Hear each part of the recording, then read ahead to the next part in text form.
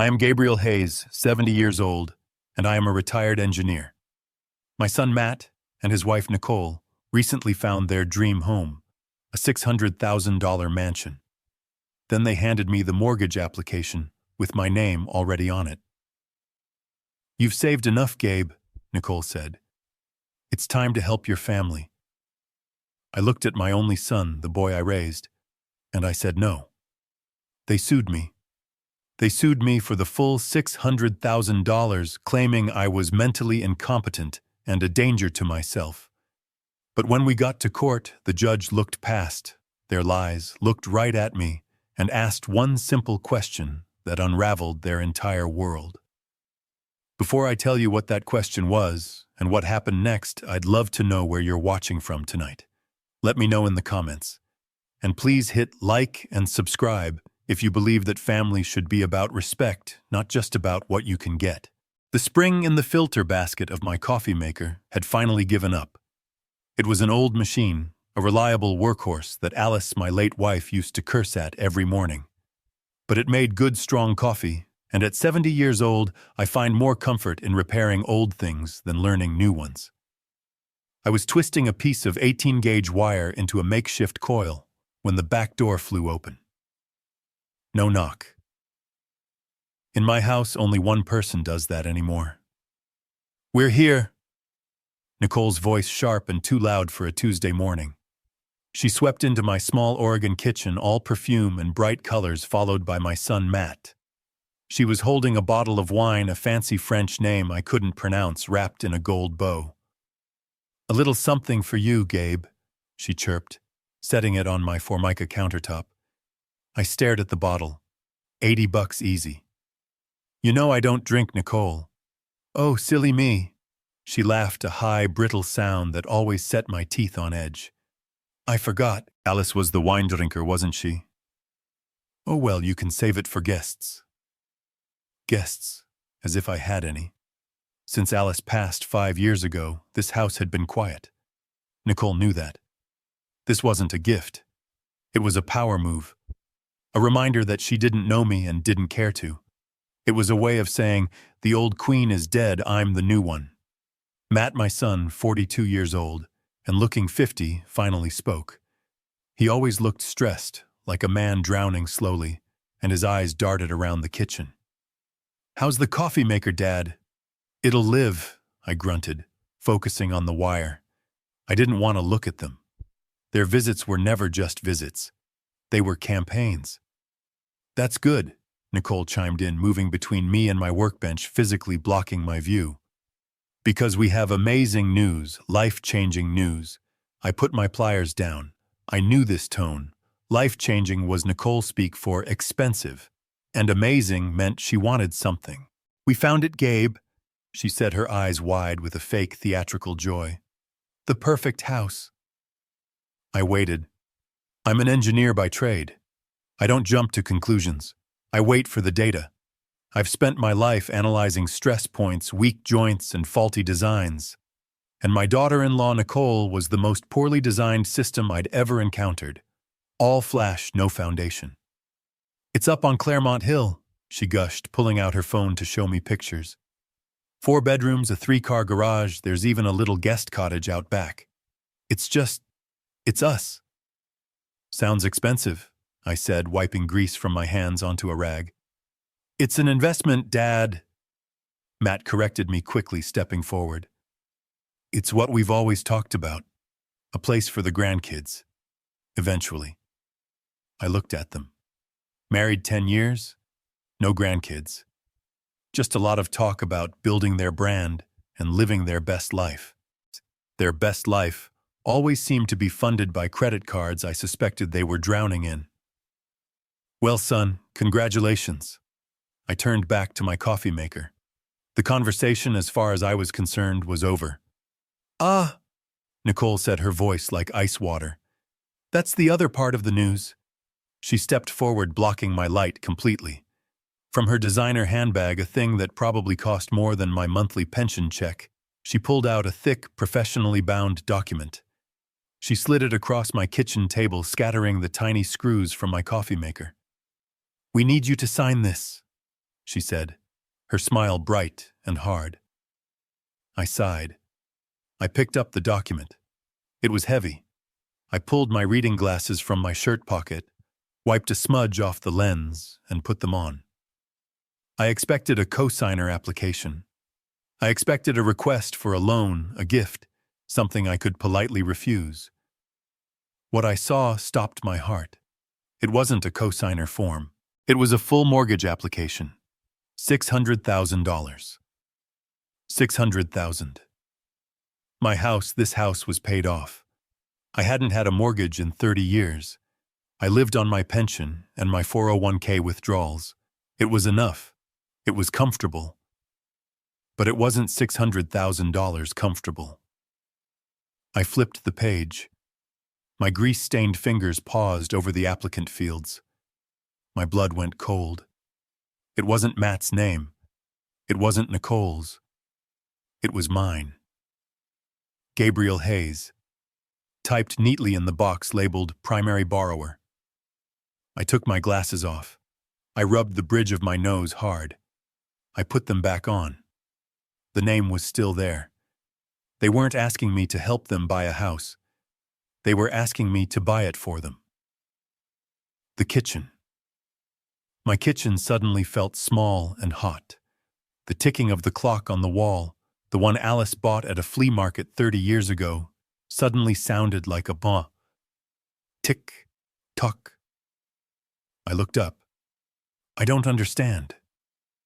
My voice came out flat. Dangerous. Matt started pacing that nervous shuffle he does when he's cornered.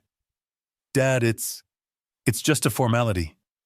The bank, they like your credit profile better. You're stable, retired. You have the 401k, the pension. Your house is paid off. Nicole cut him off. Her sweet, chirpy voice was gone, replaced by the voice of a CEO in a hostile takeover. Gabe, let's be adults here. She sat down at my table, leaning forward, all business. You're 70. You're set. Alice, bless her heart, is gone. You live alone in this big house. I looked around my 2-bedroom, 1.5-bath, 1,500 square foot cottage. It was hardly a mansion. It was just home. You've saved enough, she continued, her voice like sharp little pebbles. You worked your whole life. What's the point of all that saving if you don't use it? It's time to help your family. It's time for you to invest in us. Invest. There was that word again. Alice and I had invested. We invested 45 years in this community. We invested in raising the boy who was now avoiding my gaze. We invested by living below our means, not beyond them. I looked at the paperwork again. $600,000, a 30-year loan.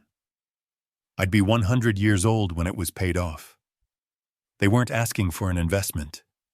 They were asking for my entire financial future.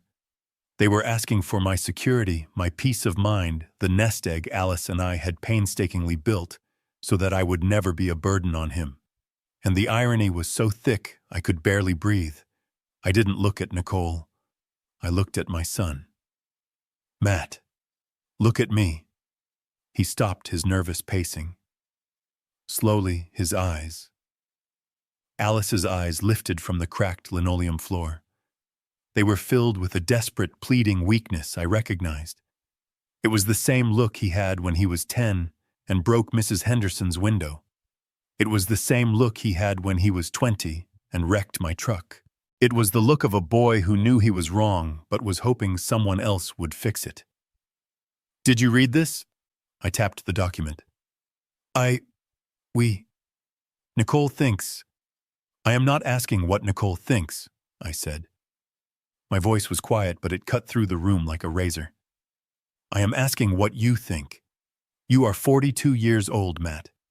Do you think this is acceptable to bring this here to ask your 70-year-old father to sign away his security for a house you can't afford? It's not like that, Dad, he protested, but his voice was weak. She just really wants this house. You don't know how important this is to her. And there it was, the final terrible truth. My son was gone. The boy I raised, the man I thought I knew, had been replaced by this puppet. He was prioritizing his wife's wants over his father's life. He was willing to sacrifice me, his 70-year-old father, on the altar of his wife's ambition.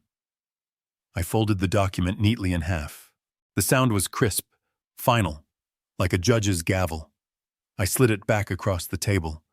It stopped right in front of Nicole. No. The word hung in the air. The faucet was still dripping. Drip, drip. Nicole's perfectly made-up face went through 3 distinct phases in less than 2 seconds. First, confusion, as if the word no was a foreign language she didn't understand. Second, offense, as if I had slapped her. Third, a cold, hard rage that made her eyes look like chips of ice. "What?" she whispered, her voice tight. I said. I enunciated every syllable, no. Matt looked like he was going to be sick. "Dad, please, you can't just say no. We already put down a deposit. We told the realtor you were on board." A deposit. With what money? My money, the money I suspected they'd been subtly bleeding from me for years. "Then you'd better call that realtor," I said, turning my back on them. I walked to the sink. "You'd better call him and tell him you lied. If Nicole wants that house," I said, my voice muffled by the sound of running water as I rinsed my coffee mug, "then you two can figure out how to buy it." "You selfish old man!" Nicole shrieked. The civility was gone. I turned around slowly, drying my hands. "Get out of my house." "What?" I said. "Get out." Matt, finally finding a spine, grabbed his wife's arm. "Nicole, come on. We're leaving." "No." She yanked her arm free. She pointed a finger at me, her hand shaking. "You are just sitting on all that money Alice left. You're letting it rot. We are your family." "A family doesn't ask its father to sign his financial death warrant," I said, walking toward them. Nicole snatched the mortgage papers off the table. "You will regret this, Gabe. I promise you, this isn't over." "I'm sure it's not," I said, holding the back door open for them. They stormed out. The screen door slammed shut behind them, the frame rattling in protest. I heard their car engine roar to life, tires spinning on the gravel of my driveway as they peeled out. I stood there listening until the sound faded. I went back to the counter. The $80 bottle of wine was still there. I picked it up and walked to the back porch, uncorked it, and poured every last drop onto Alice's dying rose bushes. I sat down on the old porch swing. My hands were shaking. Not from fear, from adrenaline. Nicole was right about one thing. This wasn't over. It was just the beginning. I stood on that back porch for a long time. I stood there long after their car squealed out of my driveway, leaving a black mark on the gravel and a cloud of dust in the air. I listened to the sound of their engine fading, taking the last bit of my family's peace with it. I looked at the $80 bottle of wine Nicole had left on my counter. I picked it up, walked back outside, and poured every last drop onto the patch of weeds by the porch steps. The next 2 days were quiet. Too quiet. The silence in the house was heavy, suffocating. I called Matt's phone on Wednesday afternoon. It went straight to voicemail. "Son?" I said, my voice sounding rough. "It's your father. We need to talk." I hung up. He didn't call back.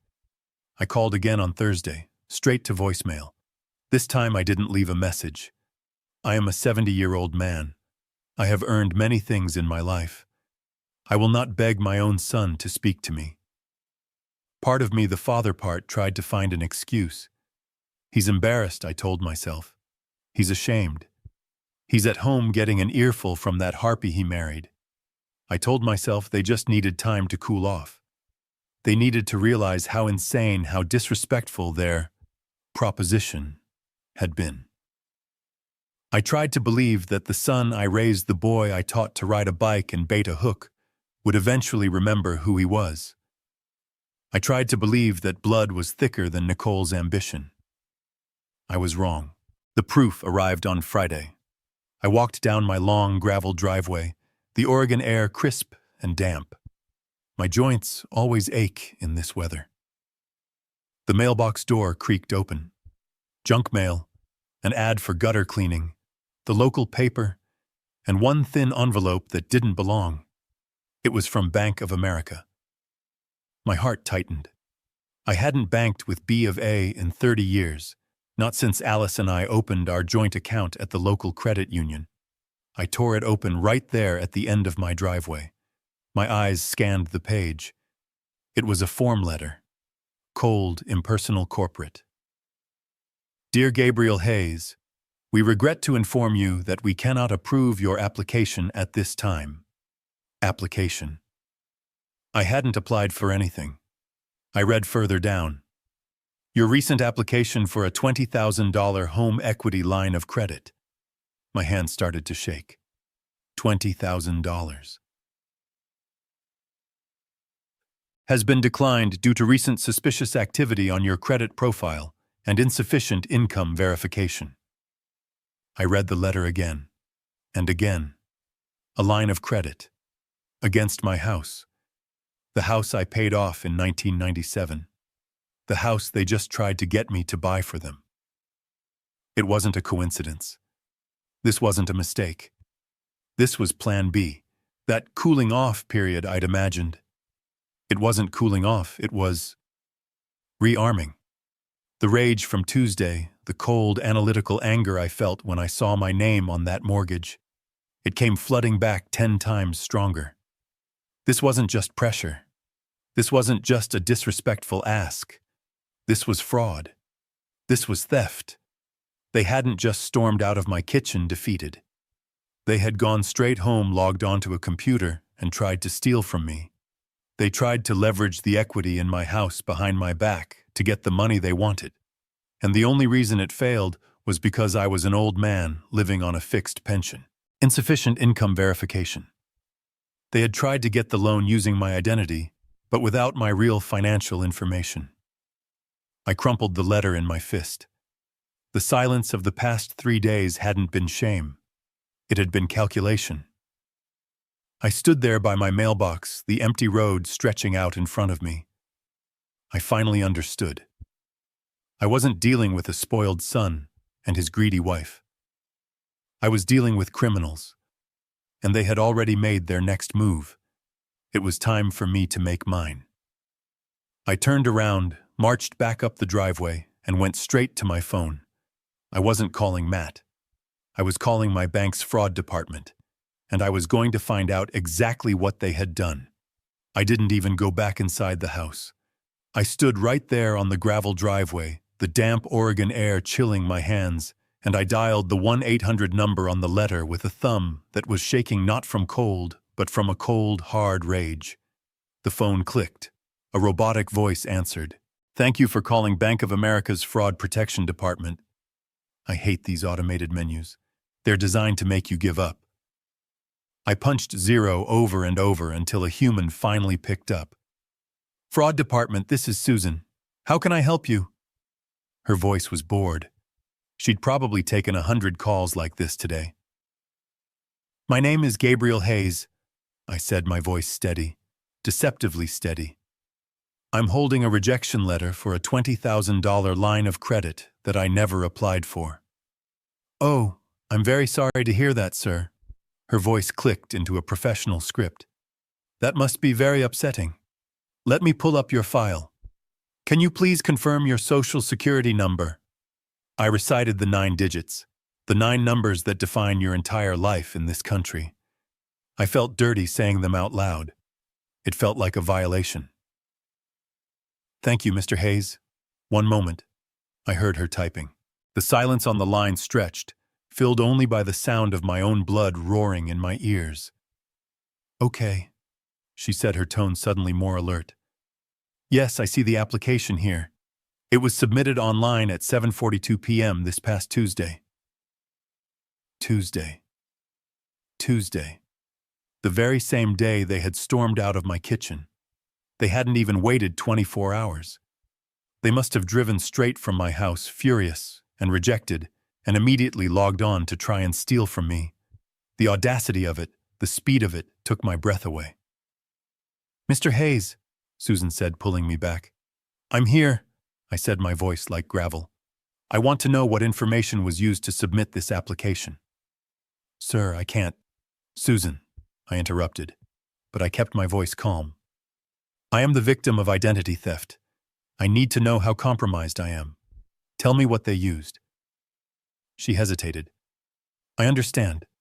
I'm noting the account for fraud." "Okay. The application was submitted using your correct full name, Gabriel Elias Hayes, your correct date of birth, and the correct social security number." "Of course. But that wasn't enough. There are always security questions." "What else?" I pressed. "What did they use for verification security questions? Mother's maiden name." There was another pause. More typing. "Yes, sir. The applicant did correctly provide your mother's maiden name." I closed my eyes. The world went silent. The wind in the pine trees. The distant hum of the highway. It all faded. Mother's maiden name. I hung up the phone. I didn't say goodbye. I didn't say thank you. I just let my arm drop to my side. I'm an engineer. I'm a man of systems of logic. I shred my bank statements. I burn my old tax returns. My 401k documents are in a fireproof safe in my closet. I am not a careless man. You don't find a man's mother's maiden name on a piece of junk mail. It's not on a utility bill. It's not something you just find while rummaging through a desk. It's something you know. And I knew with a certainty that settled in my gut, like cold lead, that only one person on this earth besides me knew that name. Matt. I remembered it. Not 3 years ago, but 5. Right after Alice died. I was a ghost. I walked through this house, but I wasn't here. The grief was a fog I couldn't see through. Matt had offered to help with the paperwork, the life insurance, the taxes. He sat right there at my kitchen table. This kitchen table. "Dad, this form, this insurance claim, it needs your mother's maiden name." I was so lost, so broken, I didn't even think. I just told him. "Kovacs, Anna Kovacs. Her family was Hungarian." He had nodded, written it down. "Got it, Dad. Don't worry. I'll handle all this." He handled it. He took that piece of my history, that piece of my trust given to him in my darkest moment, and he saved it. He saved it for 5 years. He saved it like a weapon. He held on to that key, that secret, just waiting for the day he could use it to rob me. This wasn't an impulsive act of anger on Tuesday night. This was premeditated. He had been planning this. Or at least he had been holding the tools to do it just in case. This was a different kind of evil. My son, the boy I raised, was a stranger. A cold, calculating stranger who had been waiting for his opportunity. I looked at my house, my home. Suddenly it didn't feel safe. I thought about Tuesday, Nicole's bag, Matt's nervous energy. I walked to my neighbor's house. Mrs. Henderson, Agnes. She was 80 sharp as a tack and missed nothing. I needed to know what they did here on Tuesday. I needed to know what they took. I stood on the gravel, the useless phone heavy in my hand. The letter from the bank felt like a razor blade in my pocket. Kovacs. Anna Kovacs. He had kept that name, that sacred piece of my past, like a burglar keeps a skeleton key, waiting. I looked at my small house. The white paint was peeling, the porch swing Alice loved was listing to one side. It had always been my sanctuary. Now it felt like a crime scene. If they had my mother's maiden name, what else did they have? The mortgage application. The line of credit. They needed proof of my assets. They needed my 401k statements, my pension details. My blood turned to ice. Tuesday. They weren't just here for a minute. They were here for an hour. I walked fast across my patchy lawn to Mrs. Henderson's. Agnes Henderson had lived next door for 45 years. She and Alice had shared countless cups of coffee over our shared fence. Agnes was 72, sharp as a tack, and missed nothing. She was watering her prize-winning azaleas, her back to me. "Agnes," I called out. My voice was rough. She turned her face, immediately creasing with concern when she saw me. "Gabe." "Goodness, you look like you've seen a ghost. Come in, I just made coffee." "No, Agnes, I can't stay." I gripped the top rail of her fence. My knuckles were white. "I need to ask you something. It's important." She put down her watering can. "Anything, Gabe. You know that." Last Tuesday, I had a cardiology appointment in Portland. I was gone all morning." "I remember," she said, nodding. "I saw your truck leave early." Did you see anyone come by the house while I was gone?" Agnes's face clouded. She looked uncomfortable. "Oh, Gabe." I didn't want to say anything. I assumed you knew. I thought he was just helping. My stomach dropped. "Who, Agnes?" "It was Matt," she said, lowering her voice. "He and his wife, Nicole. They got here about an hour after you left. I was pruning these very bushes." "And they went inside," I pushed. "Yes, Matt used his key. I almost waved, but, well, Nicole seemed to be in a hurry. They were in there for a long time, Gabe. Almost a full hour. I thought it was odd. I figured they were just dropping something off for you, but they stayed so long." I just stared at her, the pieces clicking into place with horrifying speed. "Agnes," I said, trying to keep my voice even. "When they left, were they carrying anything?" Agnes frowned, thinking. Her eyes unfocused as she replayed the memory. Yes, they were. Matt was just Matt. But Nicole, she was carrying that big beige tote bag she always has. The one that looks like it costs a fortune." She paused. "You know, it's funny. It looked heavy, stuffed full. I could see the corners of papers, folders, sticking out the top. I remember thinking, that girl must be bringing work home, but I just figured they'd picked up your mail for you." Stuffed full of papers. I couldn't breathe. "Thank you, Agnes," I said, my voice barely a whisper. I turned and started walking back to my house. "Gabe." "Is everything all right?" she called after me. I didn't answer. I just raised a hand, a weak wave of acknowledgement. My walk turned into a jog. I fumbled with my keys at my own back door, the one Matt and Nicole had walked through so easily. I burst into the kitchen, my heart hammering against my ribs. I didn't go to the safe. That's where I kept the real documents, the ones that mattered. No, I went to the one place a son should respect, the one place a child should never, ever violate. I went to my office. It was more of a nook, really. A small room off the living room where Alice kept her sewing machine and I kept my old roll-top desk. This was where I paid my bills. This was where I kept my day-to-day life. I pulled open the bottom drawer of my metal file cabinet. It didn't screech. It was well-oiled. I'm an engineer. I take care of my tools. But the contents, it wasn't a mess. A stranger would have thought it was perfectly normal. But I knew. The files were out of order. I am a man of systems. My files are alphabetical. Auto insurance, bank statements, house deed, medical, pension. Pension was filed behind taxes. Bank statements was shoved in front of auto. They had been here. They had been in this drawer. I pulled the folders out one by one, my hands shaking so badly I dropped them on the floor. The pension folder, empty. The 401k statements folder, empty. The tax returns folder. They'd taken the last 5 years. I sank into my old wooden desk chair. It groaned under my weight. They didn't just try to steal my identity. They had stolen it. They had come into my home, my sacred space, and rifled through my life. They had taken the proof of my assets. They were building a case. The mortgage application wasn't Plan A. The fraudulent line of credit wasn't Plan B. They were a coordinated attack. They were trying to find out exactly how much I had, where it was, and how they could get their hands on it. The $600,000 house.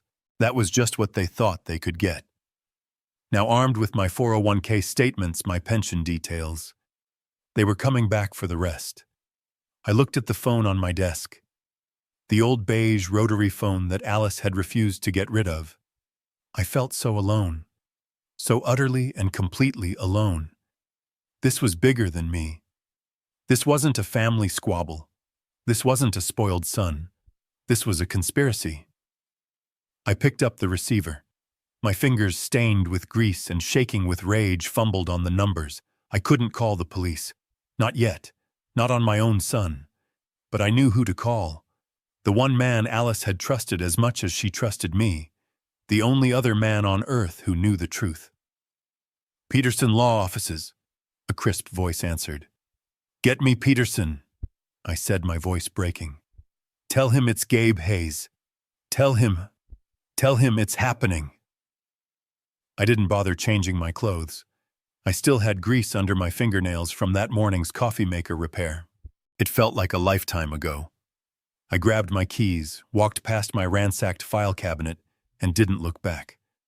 The engine of my 1998 Ford F-150 turned over with a familiar, comforting groan. It was an old truck, reliable, honest. It had dents and scratches, and every single one had a story. It was a truck that had never lied to me. I pulled onto the 2-lane highway heading east toward Portland. The 90-minute drive was usually something I enjoyed. I'd listen to the oldies station, watch the tall Oregon pines blur past, and think about what Alice would want for dinner. Today there was no music, just the thrum of the engine and the deafening roar of my own thoughts. $50 million. And my son was trying to steal a few thousand from my 401k. I gripped the steering wheel, my knuckles white. I thought about Matt as a boy. I remembered his 10th birthday. He wanted the new Nintendo. All his friends had one. We didn't buy it for him. Instead, I took him to the workshop and we spent a month building a Pinewood Derby car.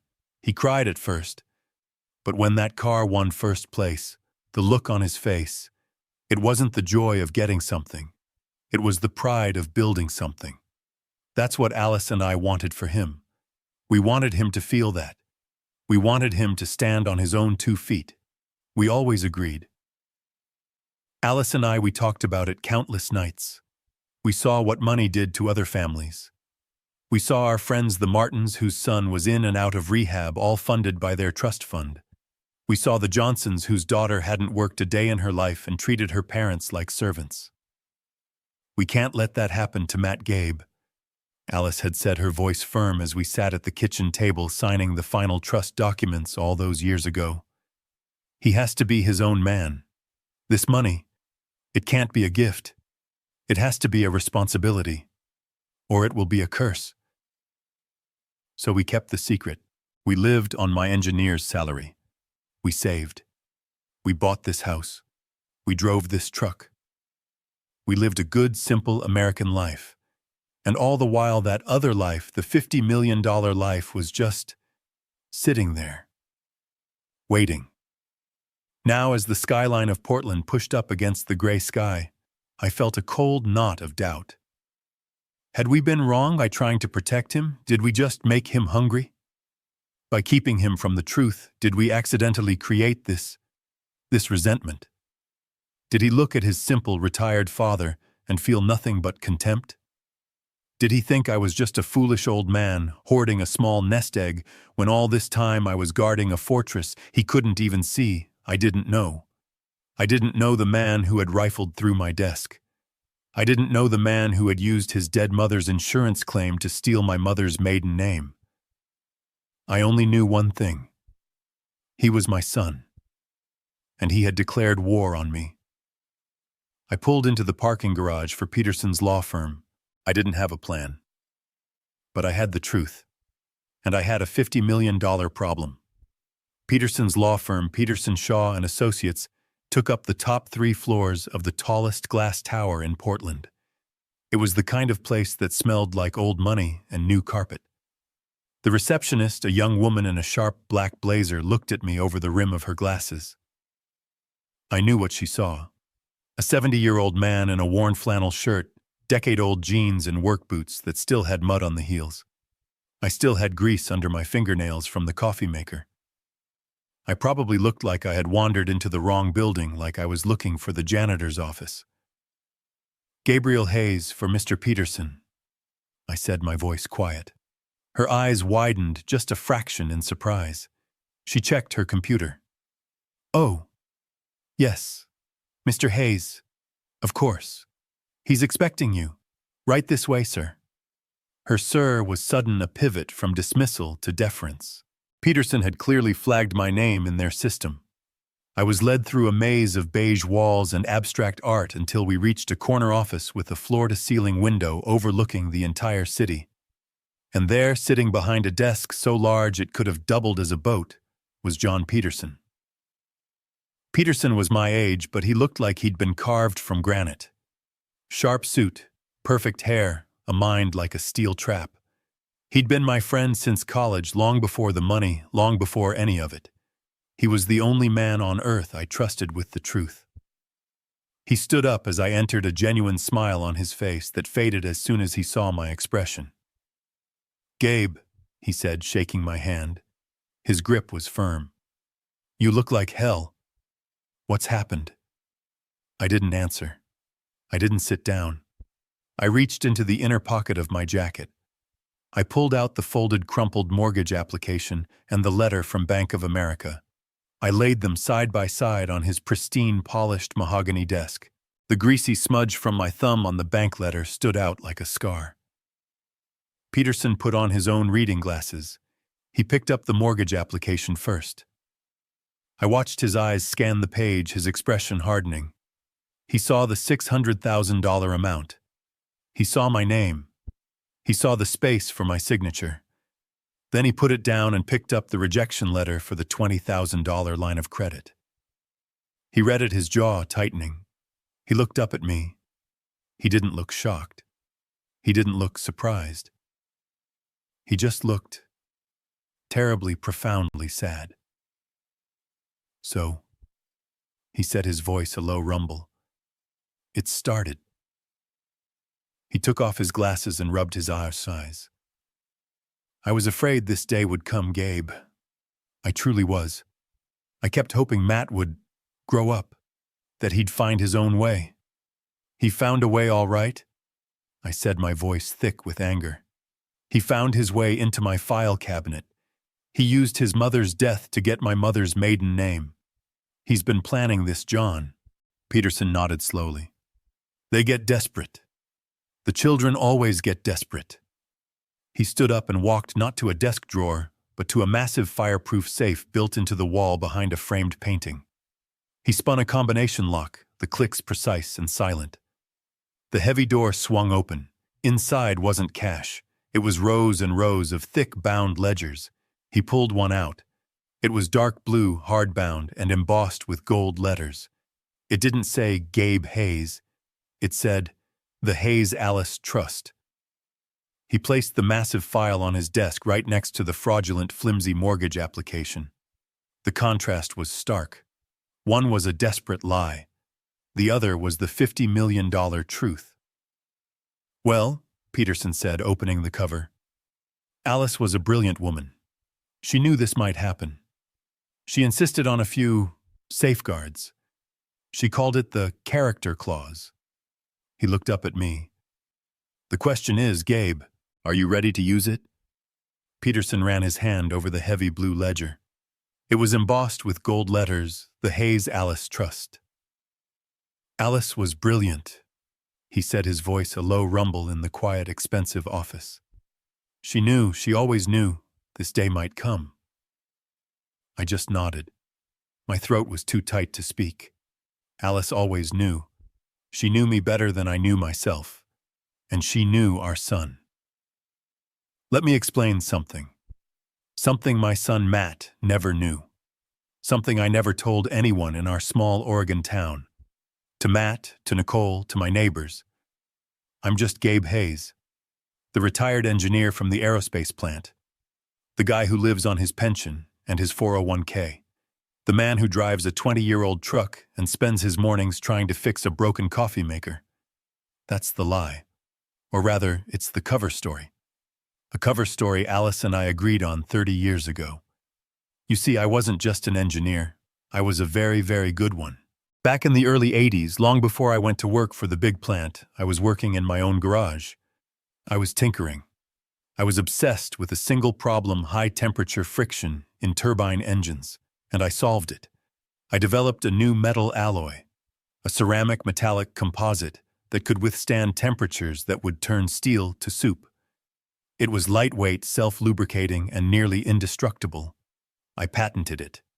Hayes Alloy 7B. I thought I'd sell it for a few $1,000. Maybe buy Alice a new car. Instead, a defense contractor, one of the biggest in the world, bought the patent. They didn't just buy it. They bought my life. They bought my silence. They bought my future. They use that alloy in everything now. Jet engines, medical implants, deep-sea drilling equipment. The check they gave me. I still remember Alice and I sitting at our kitchen table, the same table Matt and Nicole just sat at, just staring at it. It had so many zeros I thought it was a typo. $50 million. Alice and I sat at that table for 3 days. We didn't sleep. We just talked. We could have bought a mansion in Beverly Hills. We could have bought a private island. We could have become them. People like Nicole. But Alice, she was the smart one. She was the foundation. Gabe, she said, her hand covering mine. This isn't money. This is poison. It's a curse if we let it be. It will ruin Matt. It will make him weak. We can't let him know. Not until he's a man. Not until he's earned the knowledge. So we made a decision. We called Peterson. We created the Hayes-Alice Trust, an irrevocable trust. We locked it away. We put it in investments so secure, so anonymous, that it just grew, silently in the dark. And we went on living. I took the steady, respectable job at the aerospace plant. We lived on my salary. We drove Fords. We saved for Matt's college in a normal savings bond account. We lived on my pension. We lived on my 401k. We lived a good, simple American life. Matt and Nicole, they had just torn my office apart. They had stolen my pension statements. They had stolen my 401k reports. They had stolen my tax returns. They thought they had found my treasure. They were fighting over the bait. They were trying to steal the few $100,000 I kept in my decoy accounts, while the $50 million whale swam right beneath their feet. And they had no idea. Peterson turned a page in the heavy blue ledger. And here it is, he said, tapping the paper. Section 4, Article B, the Alice Hayes Character Clause. His voice was flat professional, reading the legal text that Alice had insisted on. The assets of this trust are designated primarily for the benefit of any and all grandchildren of the creators. The primary beneficiary, Matthew Hayes, he paused, may only assume a managerial role as executor of the trust upon demonstrating. Peterson stopped reading and looked up at me over the rim of his expensive glasses. Demonstrating the highest standard of financial responsibility and moral character. I just stared at him. Highest moral character. Peterson closed the massive book. The sound was a heavy final thud that echoed in the silent office. Your son Gabe, in his desperate, greedy, and frankly stupid attempt to steal what he thought was a few $100,000, has just legally proven that he is morally and financially unfit to ever touch 50 million. The irony was so bitter I could taste it, like ash in my mouth. By trying to steal the scraps from my table, he had just set fire to his own inheritance. He had violated the one rule Alice put in place to protect him from himself. He had failed the test. "So what do we do?" I finally asked. My voice was a low growl. "We do nothing," Peterson said. His eyes were cold. "We let them. They've committed fraud. They've committed identity theft. They think they're holding all the cards. We let them play their hand. We wait for them to make their next move." I nodded. I stood up. I felt heavier, but also clearer. I drove the 90 minutes back to my house. The anger from the morning was gone. It had been replaced by something cold, something hard.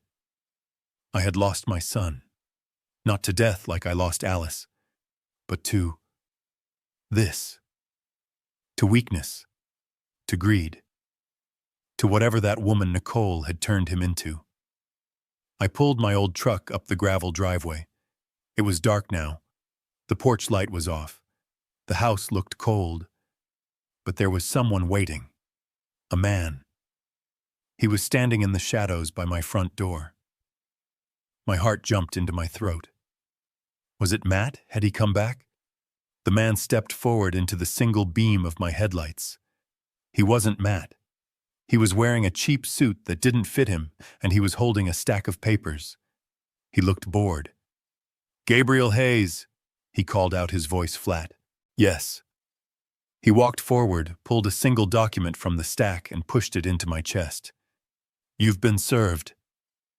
I looked down at the papers in my hand. The fluorescent white of the paper glowed in the dark. My son and his wife weren't just trying to steal from me. They were suing me. I stood there in the dark.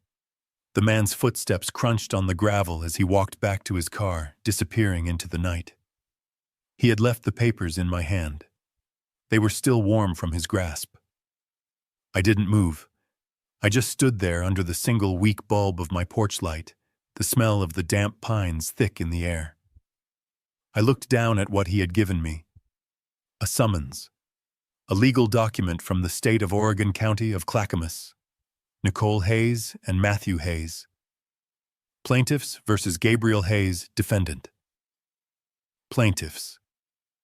Defendant. My son. Suing me. My hands, the hands of an engineer, hands that had built engines and fixed transmissions. They were shaking. I fumbled with the staple, tearing the paper.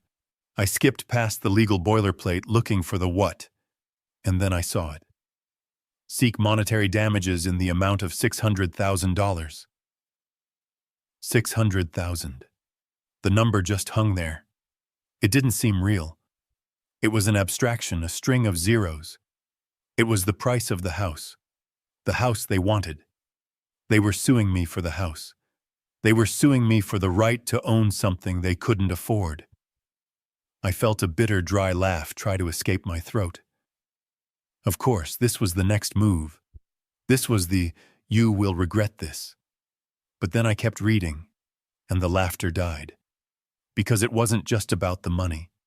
Oh God, if only it had been just about the money. I read the next line. "And furthermore, petition this court for an emergency hearing to establish a conservatorship over the person and estate of Gabriel Hayes, citing advanced age and cognitive impairment." Cognitive impairment. Conservatorship. The words hit me harder than any physical blow. They weren't just trying to get a house. They were trying to get me. They were trying to take my life. I stumbled back and sat hard on the old porch swing Alice loved. The chains groaned under my weight. I read on my eyes, scanning the sworn affidavits attached to the petition. The lies. They were so detailed. First, Nicole's statement. It was poetry. It was fiction. "I, Nicole Hayes, being of sound mind, do swear that my father-in-law Gabriel Hayes did on numerous occasions, including but not limited to Thanksgiving of 2023 and Christmas of 2024, verbally promise to take care of our future and buy us a home as a family asset." I gripped the paper. Thanksgiving. I remembered Thanksgiving. I remembered telling Matt he needed to start contributing to his own 401k, not just relying on mine. Her lies continued. Relying on this repeated promise from my father-in-law, she wrote, my husband and I made significant, irreversible financial decisions. I left my part-time job as a consultant to prepare for our new home, and we placed a substantial non-refundable deposit on the property, all based on his word. A non-refundable deposit. That was the hook. They were claiming promissory estoppel, a legal trap. They were saying they had been damaged by a promise I never made. I never promised them a dime. Alice and I had one rule, one single ironclad rule: you make your own way. We gave Matt an education. We gave him love. We gave him a stable home. We never ever promised him a free ride. And he knew it. But the petition wasn't finished. The next page was worse. It was the request for the conservatorship. It was Matt's sworn statement, or at least it had his signature on it. The words were pure Nicole. My father, Gabriel Hayes, has shown significant signs of cognitive decline over the past year. I read on my stomach churning. He has become dangerously forgetful. He often misplaces his keys and wallet. He has become reclusive, refusing to see family or friends. He has exhibited paranoia, accusing us of things we have not done. They were using my quiet, frugal life as evidence of self-neglect. They were twisting my privacy into isolation. And then came the final dagger. The most alarming sign of his impairment, Matt's statement read, is his complete lack of memory regarding his promise to buy us our home. He became agitated and confused when we presented him with the paperwork, as if he had no recollection of our many conversations. We are not angry. We are terrified. We are afraid he is a danger to himself. We fear he will, in his confused state, mismanage or give away the assets he worked his whole life to build. I dropped the papers.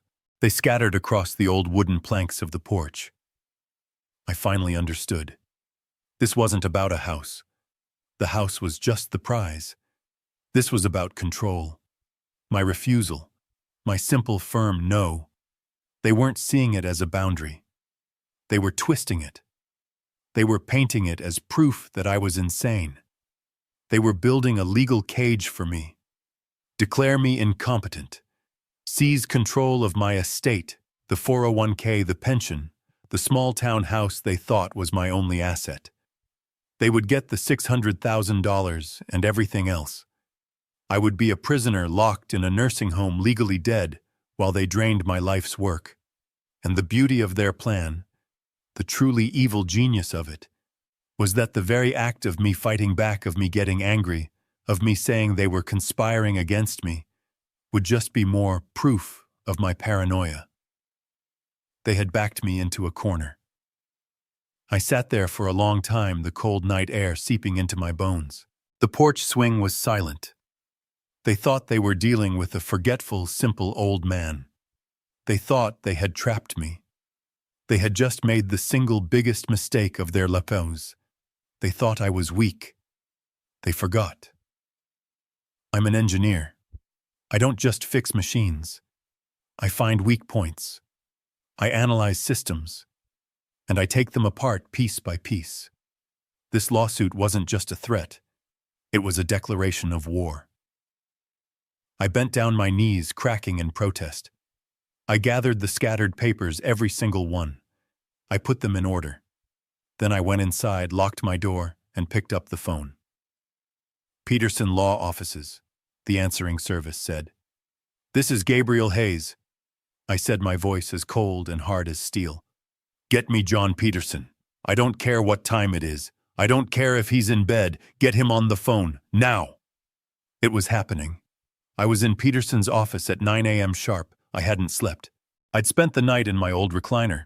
The lawsuit papers spread out on the floor under the lamplight. I just stared at them, watching the words blur. Cognitive impairment. Danger to himself. Conservatorship. The anger from the night before had cooled. It had settled into something hard, heavy, and cold inside my chest. It wasn't just anger anymore. It was procedure. I was an engineer. I had a complex problem in front of me, a system designed for maximum destruction, and I needed to figure out how to take it apart. When I walked into Peterson's office, he didn't offer me coffee. He didn't ask how I was. He was all business. His massive mahogany desk was clear except for a single slim manila folder. He looked like he'd been up all night, too. "You were right to call me Gabe," he said, his voice a low rumble. "I made some calls. I keep a private investigator on retainer for sensitive family matters. He's very fast and very thorough." Peterson opened the folder. He didn't need to build suspense. He just stated the facts. "Your son Matt and his wife Nicole," he said, "are not just greedy. They are desperate. And desperate people, Gabe. They're stupid. And they're dangerous." He slid a single sheet of paper across the desk. "This is a summary report from my investigator." He started with Nicole. Her lifestyle, the one she's so proud of. It's a house of cards. Built on debt. I picked up the paper. I'm an engineer. I'm good with numbers. But these numbers, they didn't make sense. It was a credit report summary. "That's not a typo, Gabe," Peterson said, watching my face. "You're reading it correctly. Your daughter-in-law, Nicole, is currently carrying $83,000 in outstanding high-interest credit card debt. $83,000. I thought of the $80 bottle of wine she'd brought to my house, the designer handbag, the constant casual, cruel mentions of trips I couldn't afford, restaurants I'd never heard of. "It's all here," Peterson continued, tapping the paper. "American Express, Visa, Nordstrom, Saks, Fifth Avenue, 3 different furniture store cards. She's been living like a millionaire. The problem is, as far as we can tell, she doesn't have a job. Not one she's declared taxes on anyway." She wasn't just bragging. She was panicked. She wasn't just spending. She was drowning. "But Matt," I said the words feeling like ash in my mouth. "Matt has a good job. He's a regional sales manager. He must make good money. He can't be okay with this." Peterson's face didn't change. He shook his head slowly. He slid a second piece of paper across the desk. This one was a printout of what looked like an internal company memo. "Matt had a good job," Peterson corrected me. "He was terminated 6 months ago." I stared at the paper. Terminated. Fired. "Why?" I whispered. "Embezzlement," Peterson said. The word was ugly. Clinical. He was caught skimming $5,000 from the corporate expense account. Falsifying receipts. His company, John Deere, didn't want the bad press. They're a family company. They fired him quietly. They gave him 6 months to pay the money back before they pressed criminal charges. The pieces fell into place. Not with a click, with the sound of a building collapsing. 6 months. He had been unemployed for 6 months. He had been pretending to go to work every morning. He had been coming to my house, eating my food, lying to my face. The 6-month deadline to pay back the stolen money. It was probably right. Now. The stolen 401k statements. The fraudulent line of credit. The lawsuit. This wasn't about ambition. This wasn't about living their best life. This was about survival. The house, I said, the realization hitting me. The $600,000 house. "Exactly," Peterson said. "It's not a dream. It's a lifeline. They're bankrupt, Gabe. They're about to lose everything. They're not just trying to buy a house with your money. They're trying to use you.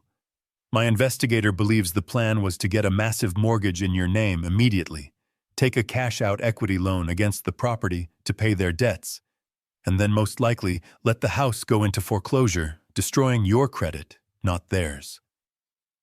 A drowning man pulling his own father underwater to use him as a flotation device. I thought about the lawsuit. The claim that I was the one who was cognitively impaired. The accusation that I was the one who was forgetful and a danger to my own finances. They weren't just attacking me. They were projecting. They were accusing me of their sins. I looked at Peterson. They've stolen my identity. They've lied to the court in a sworn affidavit. They've tried to defraud a bank. And Matt embezzled. Yes, Peterson said.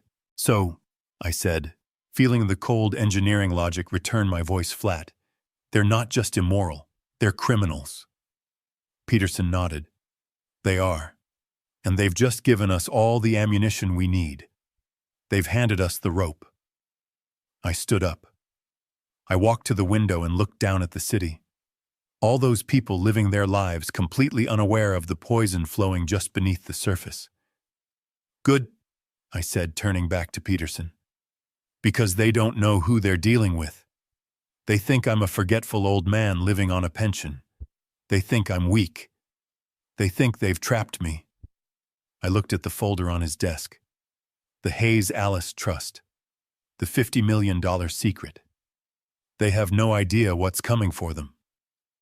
Peterson allowed himself a thin, cold smile. No, Gabe.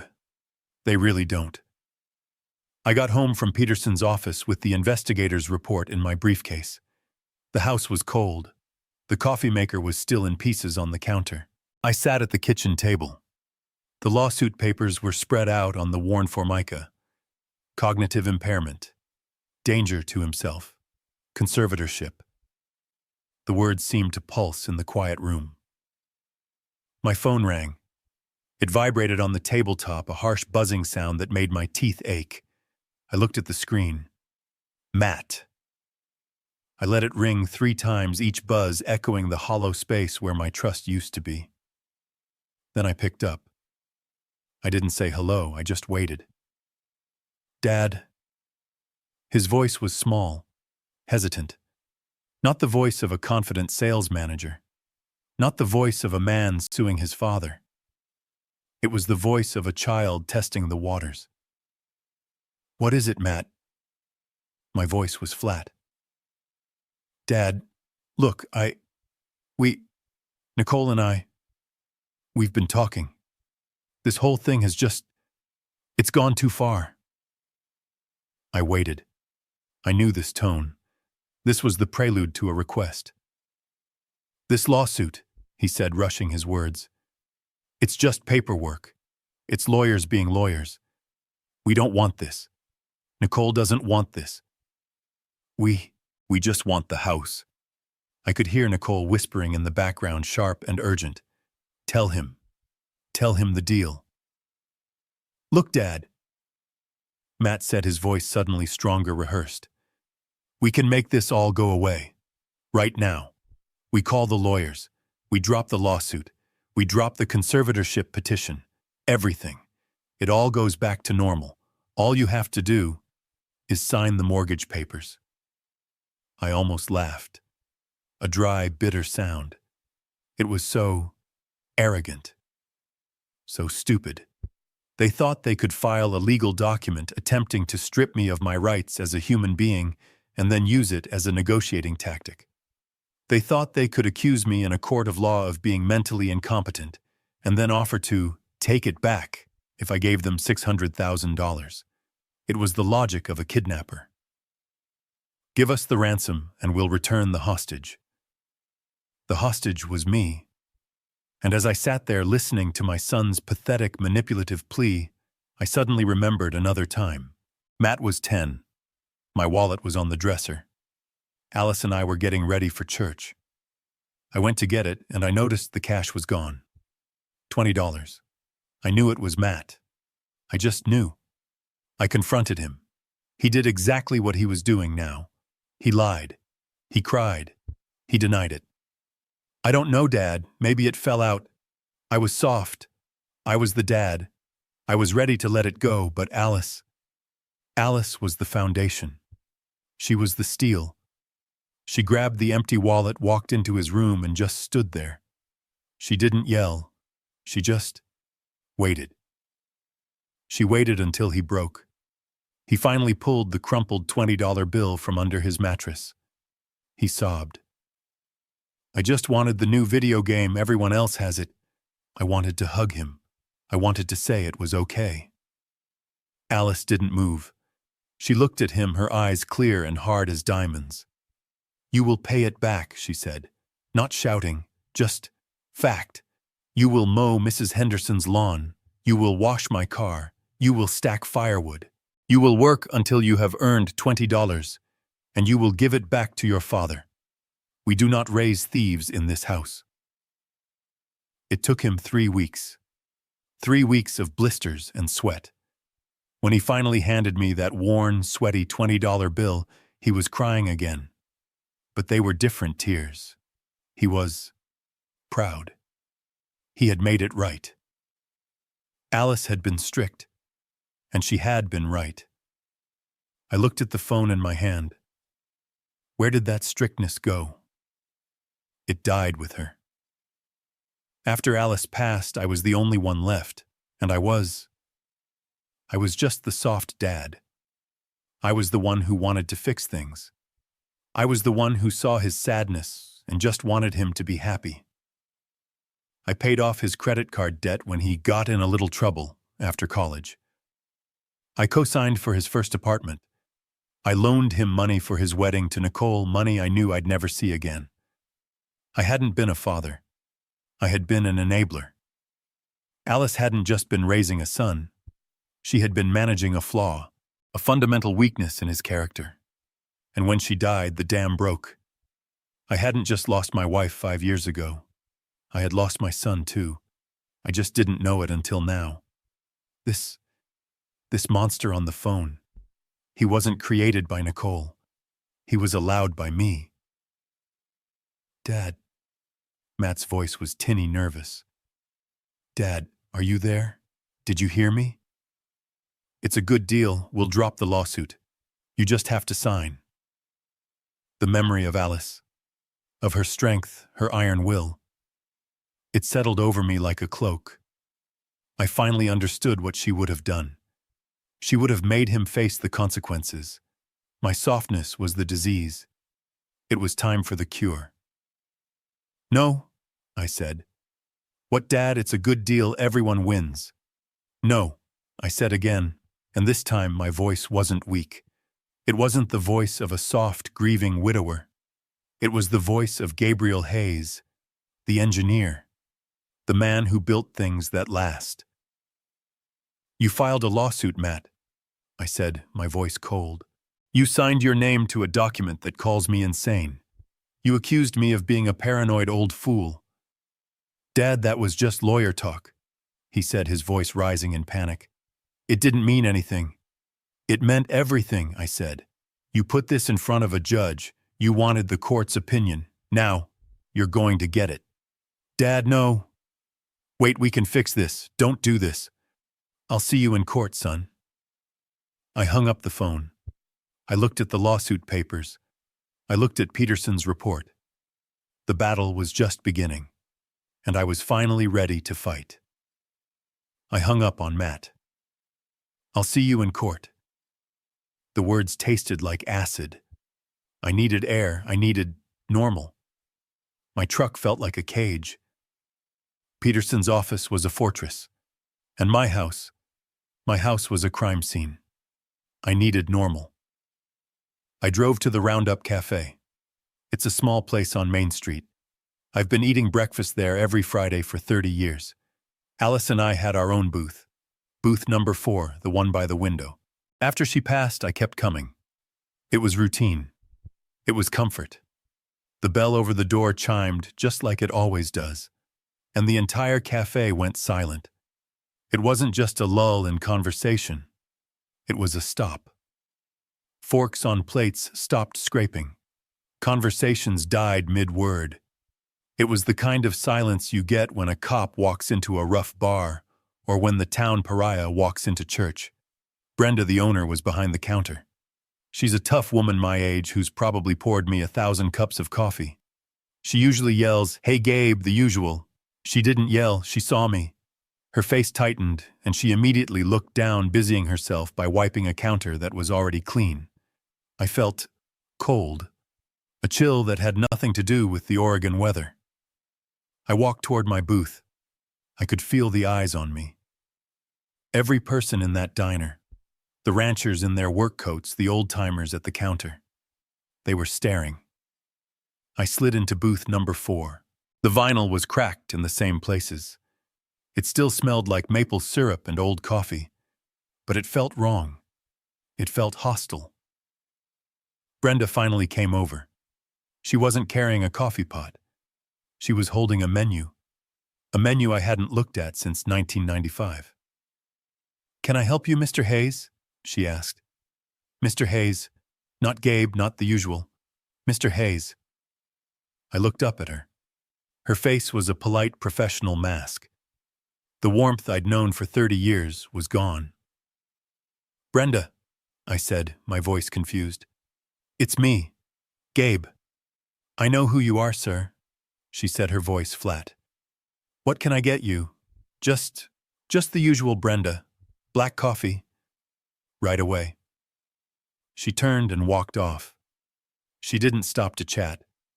She didn't ask about the truck. She didn't mention the rain.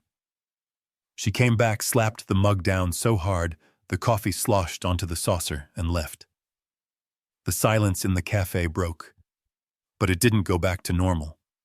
It was replaced by a low, buzzing murmur. Whispers. I tried to ignore it. I tried to drink my coffee. It tasted burnt. I picked up the local paper, but I couldn't read the words. I was listening. I couldn't help it. "Suing his own son," I heard from the booth behind me. No, that was wrong. They were suing me. "Poor Nicole," a woman's voice said from the counter. She just looked devastated. Said they're just trying to help him. Brenda said he promised them a house. $600,000. And now he's claiming he doesn't remember. Just forgot. Like it was nothing. It's the confusion, that's what I heard. Sad, really. He was always such a nice man. Confusion, forgot. Sad. The words from the lawsuit. I felt my stomach clench. This wasn't just diner gossip. This was a campaign. This was Nicole. She hadn't just filed a lawsuit. She had gone to work. She had come here. She had sat at this counter. And she had cried. She had cried her crocodile tears and told them all her story. The story of the forgetful, cruel old father-in-law and the loving, worried children who just wanted to help. She was poisoning the well. She was turning my town, my home, against me. This wasn't just about winning in court. This was about destroying my reputation. It was about isolating me. It was about making sure that when I did fight back, everyone in town would just nod sadly and say, "See, he is paranoid. He is confused. Poor man." She was building her case in the court of public opinion. I looked up from my coffee. At the counter, Bill and Jerry, my fishing buddies, were finishing their eggs. They saw me looking. Bill dropped his gaze. "Jerry," he turned his back, deliberately. That was it.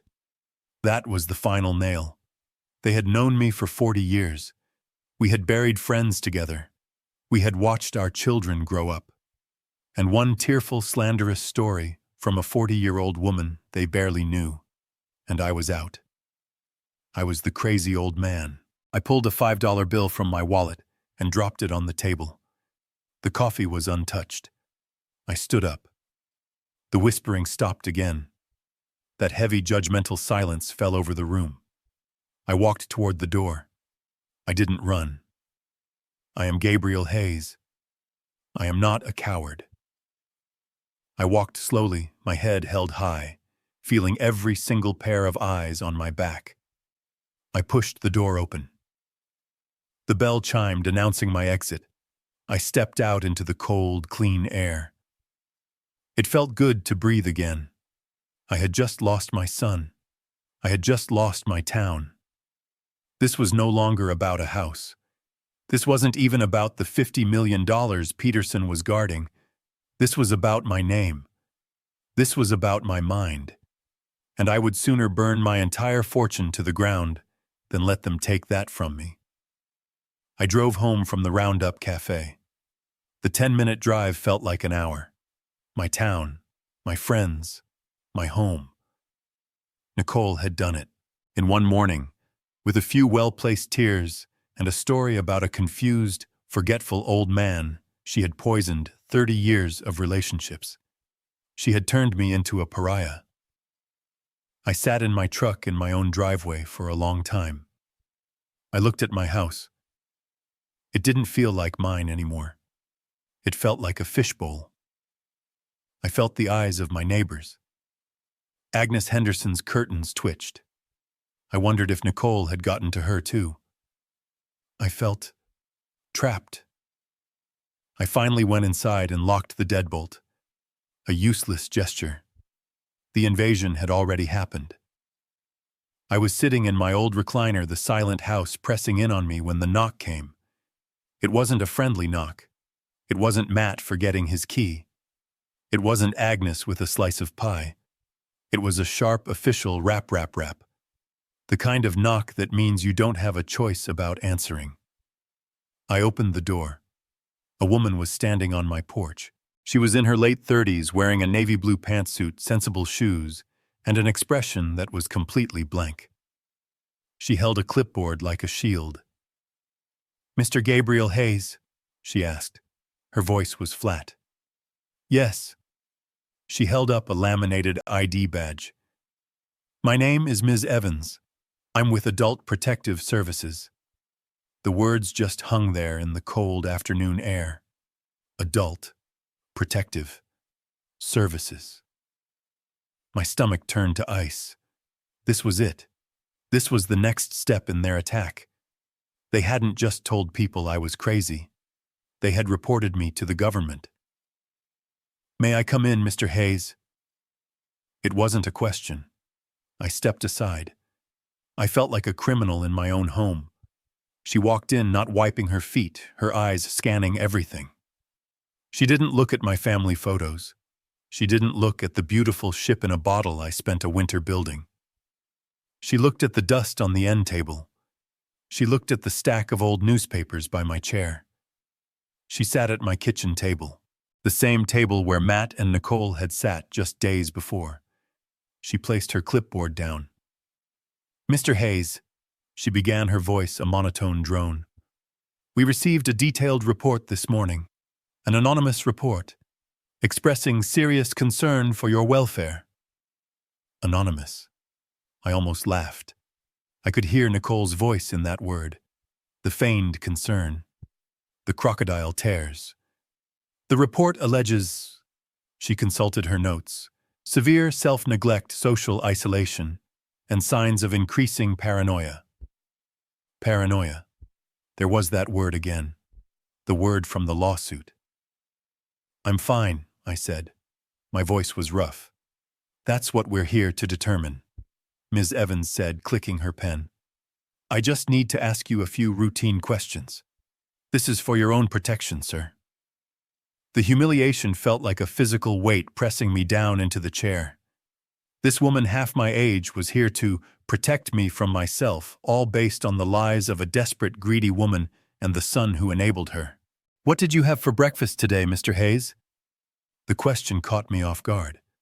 "What? Your breakfast?" she repeated, her eyes unblinking. "The report says you're not eating properly." I thought back. The coffee maker. The call from the bank. The trip to the diner. The coffee I hadn't drunk. "I had coffee," I said. "I wasn't hungry." She wrote something down.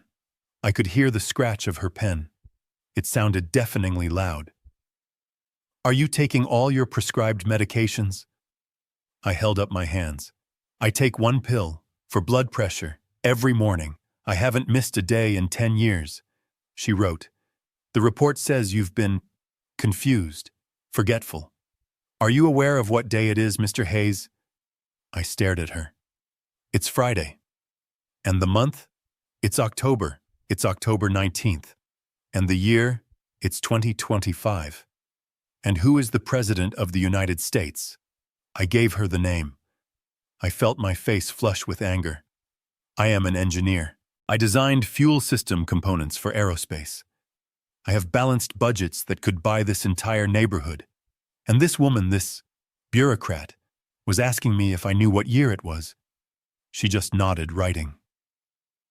Mr. Hayes, she said, her voice softening, but it was a clinical false softness. The report also mentions paranoia. It says you believe your family is conspiring against you. Do you often feel that people are watching you or plotting against you? And there it was. The trap. The perfect, elegant, inescapable trap. How do I answer that? If I say no, I'm lying. If I say yes, my son and his wife are conspiring against me, they are trying to steal my house, they did steal my identity. What does that sound like to her? It sounds like paranoia. It confirms their entire case. Every word of truth I could say would be twisted and used as a weapon against me as proof of my insanity. I looked at Mrs. Evans. She was just doing her job. A job fueled by the lies of my son. I took a slow breath. Ms. Evans, I said, my voice quiet, I believe I am a private person, and I believe my privacy is being violated. But I am not paranoid. She just wrote something down. I understand. Now, Mr. Hayes, I do need to take a quick look around your home, just to verify the living conditions. Standard procedure. She stood up. She didn't wait for permission. I had to follow her. I felt like a visitor, a suspect. I watched this stranger walk through my life, judging every corner of it. She walked into the kitchen. She opened my refrigerator. There isn't much food in here, Mr. Hayes. Her voice echoed slightly. I live alone, I said, my voice tight. I shop every 3 days. I don't like food to go bad. I bought groceries 2 days ago. There's eggs, milk, some vegetables. She didn't reply. She just closed the door. She went to my bathroom. My bathroom. She looked in the medicine cabinet. She saw my blood pressure pills, my shaving cream, my deodorant. She was checking to see if I was capable. Then she went to my bedroom. My bed was unmade. I hadn't made it. I had been reeling from the lawsuit. I hadn't seen the point. She made a note. Unkempt sleeping area. And that was when something inside me finally snapped. I didn't yell. I didn't move. But the memory hit me so hard I almost staggered. This room, this exact room, this was the room where Alice spent her last 5 years. This was the room where I had set up the hospice bed. This was the room where I kept the whiteboard with her medication schedule written out every 2 hours, day and night. This was the room I kept immaculate. I learned to change IV bags. I managed her painkillers. I sat in that very chair in the corner, holding her hand for 1,825 nights. I had been a caregiver. I had kept another human being alive, comfortable and dignified through the worst battle of her life. And this woman, this stranger, sent here by the son I raised while I was caring for his mother, was standing in my bedroom marking me down as unclean because my bed wasn't made. The rage was so pure, so white-hot, I thought it would burn me from the inside out. I said nothing. Ms. Evans finally clicked her pen shut. She turned to me in the hallway. Mr. Hayes, she said back to her neutral bureaucratic tone, the report from your family is detailed, and while you present as coherent, there is a significant discrepancy between their claims and your presentation. There's a discrepancy because they are lying, I said, my voice shaking with contained fury. That's one possibility, she said, not blinking. The other possibility is that you are suffering from anosognosia, a condition where you are unaware of your own deficit. Anosognosia, a clinical-sounding word for crazy. Your family has filed a formal petition with the court for conservatorship, she said. The report I file today will be added to that case. Given the conflicting information, I am legally obligated to recommend a full, independent cognitive and psychiatric evaluation. She expected me to fight her. She expected me to yell, to refuse, to prove I was the paranoid, agitated old man they said I was. I did the opposite. I took a deep breath. I smoothed the front of my flannel shirt. Good, I said. Ms. Evans blinked. Good? Yes, good. I looked her right in the eye. Set it up. I want the full evaluation. I want the best psychiatrist you have. I want the most thorough, invasive, difficult test in your arsenal. Her professional mask slipped. She looked confused. I have nothing to hide, Ms. Evans, I said, opening the front door for her. My family wanted a fight. They've been attacking me from the shadows. I smiled. It wasn't a nice smile. I can't wait to fight them in the light. Ms. Evans left. I stood in my hallway, the silence of the house rushing back in. But it was different now. It was the silence of a home that had been violated, inspected, and judged. I walked into my bedroom and looked at the unmade bed, the indentation on the pillow where my head had been. Unkempt sleeping area. I felt a cold, clean rage, an engineer's rage. It wasn't hot. It was precise. The evaluation was scheduled for the following Monday. It was 3 hours of methodical insults. A psychologist, a man younger than my son, asked me questions in a soft, condescending voice. Can you draw me a clock, Mr. Hayes? Set the hands to 11:10. I drew the clock. I'm going to give you 5 words. I want you to remember them. Person, woman, man, camera, TV. I'll ask you for them again in 15 minutes. I nodded. I listened to his questions. I answered. I repeated his 5 stupid words. I subtracted 7 from 100 over and over all the way down. At the end, he sighed, putting his own clipboard down. Well, Mr. Hayes, he said, sounding almost disappointed, your cognitive function is perfectly normal. In fact, your recall and logic scores are in the 99th percentile for your age group. You're sharper than most 50-year-olds I see. The Adult Protective Services case was officially closed 2 days later. No findings of impairment. Case closed. I thought for one foolish, naive second that this would be the end. I thought Matt and Nicole, faced with an official report stating I was perfectly sane, would be ashamed. I thought they would retreat. I was wrong. They weren't ashamed. They were emboldened. The call came from Peterson a week later. Gabe, he said, and his voice was different. It wasn't sad. It was hard. They're not backing down. What are you talking about, John? I said. The APS case is closed. I passed their tests. It's over. No, it's not, Peterson said. That's the truly evil part. They filed a new motion with the court this morning, and they attached the APS report as evidence. But the report cleared me. Gabe, Peterson said, and I could hear him turn a page. They didn't attach the final report. They didn't attach the psychologist's evaluation.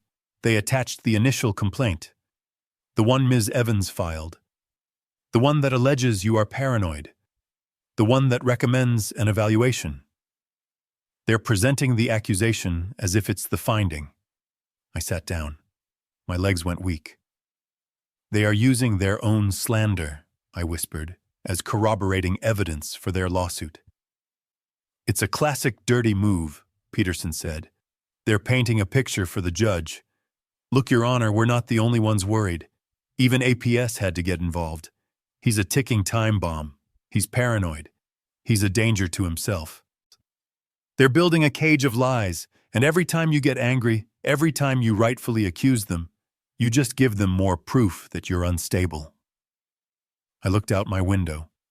I saw Agnes Henderson bringing in her mail. She didn't look my way. The poison was still working. So what do we do, John? I felt tired. For the first time, I felt like a 70-year-old man. Then I heard Peterson's voice change. That cold, hard edge was back. "We're ready, Gabe," he said. "Ready for what?" "I got the last of the reports back. The ones we ran.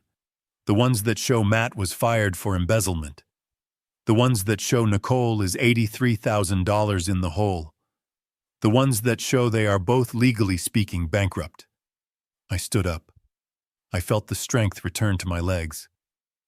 "They've made their case, Gabe," Peterson said, and I could almost hear him smile. It was not a nice smile. "They think they're putting a confused old man on trial. They think they're fighting for your 401k. He paused. "They have no idea. They're about to face a $50 million financial indictment. The Clackamas County Courthouse is not an impressive building. It's a block of beige concrete and dark glass built in the 70s that smells like stale coffee and floor wax. It's a place for speeding tickets and property disputes, not high-stakes drama." But as I walked through the metal detector, my old belt buckle beeping, it felt like the Supreme Court. Peterson was already there waiting for me. He wasn't carrying his massive blue ledger. He just had a slim, mean-looking briefcase. He nodded at me, his face like stone. "Gabe, you ready for this?" "I'm ready, John." "Good," he said, "because they're already here, and they're putting on a show." We pushed through the double wooden doors into courtroom 3B. It was exactly as I pictured. Fluorescent lights humming overhead, worn wooden benches, the state flag of Oregon hanging limply next to the judge's empty chair. And then I saw them. They were sitting at the plaintiff's table side by side, my son Matt and his wife Nicole, and they were in mourning. I stopped. I actually stopped in the aisle. Nicole was dressed head to toe in a severe, expensive-looking black suit. Not navy, not charcoal. Black. Funeral black. Her hair was pulled back in a tight, joyless bun. She had a single strand of pearls on. Alice had a strand just like that. The sight of it made my stomach clench. She wasn't looking at me. She was staring straight ahead, her expression one of profound, tragic sadness. In her hand, she held a small, white, lace-edged handkerchief. Every few seconds, she would lift it not to her eyes, but to the corners of her eyes. A delicate, practiced dab, dab, dab. There were no tears. It was just the gesture. A performance for the judge, for the court, for anyone who was watching. And Matt, my son. He was in a dark suit, too. His face was pale. He looked somber. He looked like a man burdened by a terrible, necessary responsibility. The dutiful son forced to make the hardest decision of his life. He saw me. His eyes met mine for a second. I saw no guilt. I saw no shame. I saw pity. He pitied me. He genuinely believed the lie they had constructed. He had convinced himself that he was the hero of this story, the man stepping in to save his poor, confused father from himself. The sheer, staggering arrogance of it. It almost made me smile. Their lawyer, a slick-looking man in a suit that was too shiny, leaned over and whispered something to Nicole. She nodded, her face a perfect mask of sorrow, and dabbed her eyes again. They were mourning me. They were sitting in a courtroom dressed for my funeral, trying to bury me while I was still standing right in front of them. They were acting out the final scene of their play, the tragic end of poor old Gabe. I walked past them, my work boots echoing on the linoleum floor. I sat down at the defendant's table next to Peterson. I didn't look at them again. I looked at the empty judge's bench. They had built their entire case on a lie. That I was weak, that I was confused, that I was forgetful. They had no idea that I remembered everything. The bailiff stepped forward. "All rise." The performance was about to begin. Their lawyer, the one with the suit that was too shiny, stood up. "The plaintiffs call Nicole Hayes to the stand." The entire courtroom watched her. She moved as if she were walking on glass. Her steps were slow, her head bowed. She held that ridiculous lace handkerchief in one hand. She looked like the perfect image of a grieving daughter forced to do something terrible but necessary. She was a professional. This was her Super Bowl. She took the oath, her voice a soft, trembling whisper. I do.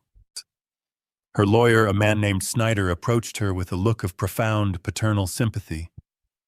Mrs. Hayes, he said, his voice dripping with compassion. I know this is incredibly difficult for you. Can you please tell the court in your own words about your relationship with your father-in-law? Nicole looked at me. She actually looked right at me, her eyes brimming with what a stranger would call sadness. I knew what it was. It was triumph. Gabe, Dad.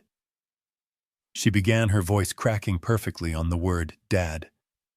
He's the kindest man I've ever known. When I married Matt, he welcomed me. He is my father. She paused. Dab, dab, dab with the handkerchief. But over the last year, especially since Alice passed, he's changed. Snyder prompted her gently. Changed how, Mrs. Hayes? He's just not there anymore, she whispered as if the admission pained her. He's confused. He's so forgetful. And he's a danger to himself. I gripped the edge of the defendant's table. Peterson put a hand on my arm, a silent wait. A danger? Snyder asked, his brow furrowed in concern. Those are strong words. Can you give the court an example? Oh, God, she said, closing her eyes as if reliving a trauma. Last month, Matt and I, we always check on him. We try to. He gets so agitated. When we do, but we worry. We went over and the house was cold, and it smelled of gas. She was lying. A complete, total fabrication. My stove is electric. He had turned on the gas stove, the burner, but not the flame, she sobbed. He was just sitting in his chair in the living room reading the paper. The entire kitchen was filling with gas. If we hadn't gotten there, if we hadn't... She broke down, a quiet, theatrical sob into her handkerchief. Matt at his table put his head in his hands, playing his part. The traumatized son. That's horrifying, Snyder said, letting the image hang in the air for the jury. And has there been anything else? He gets lost, she said, her voice small. He's lived in this town for 45 years, but last week, he went to the Roundup Cafe, a place he's been to 1,000 times, and he called Matt. He was crying. He was disoriented. He said he didn't know where he was. He didn't know how to get home. The diner. She was twisting it. She was twisting the day they turned their backs on me into proof of my insanity. The audacity was breathtaking. So, Snyder said, pacing, he's forgetful. He's a danger to himself. Now, let's talk about this lawsuit. Your petition claims he made a financial promise to you. Can you explain that? Oh, it wasn't about a house, she said, shaking her head, as if the very idea was distasteful. It was about his words, his and Alice's. For years, they always told Matt, we're saving this for you. We're building this for you. When we're gone, the family will be taken care of. She looked at the judge, her eyes wide and sincere. Your Honor, Gabe promised us. He promised he would help us. He promised he would invest in us. We trusted that promise. It was a family promise. And what happened when you tried to act on that promise? Snyder asked. Nicole's face darkened with a new, different kind of sadness. The sadness of a victim. We We found our dream home, the home we wanted for our future children. We were so excited. We brought him the paperwork. It was just a formality. We thought he'd be happy for us. And was he? She took a sharp, shaky breath. He was a different person. His eyes, they were cold. He accused us. He accused Matt of trying to steal from him.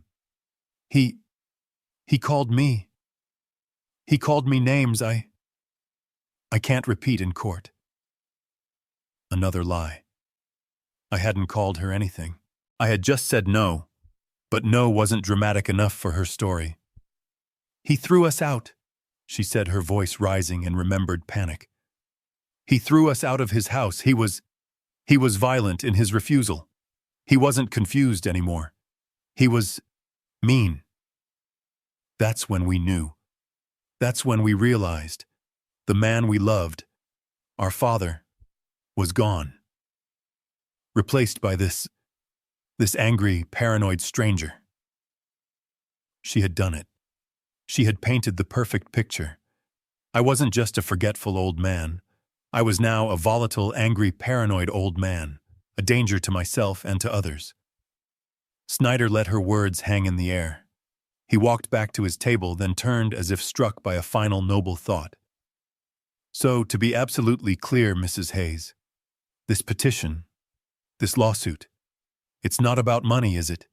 It's not about the $600,000. This was the moment, the climax of her performance. She turned her gaze from her lawyer to the judge.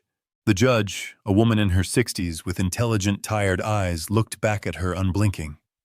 Nicole's fake tears finally truly welled up and spilled over.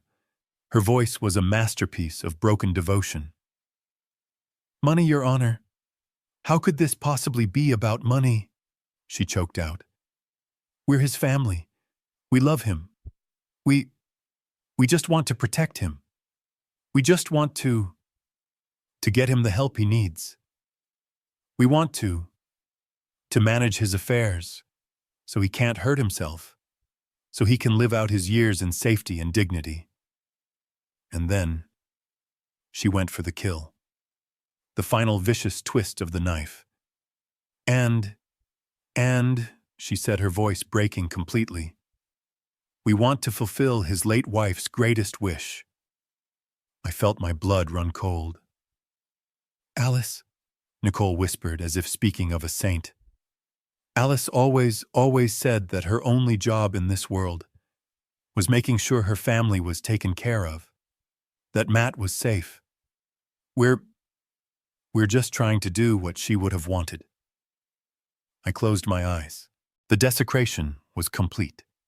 She had taken the memory of my wife, the memory of Alice's love and strength, and she had twisted it.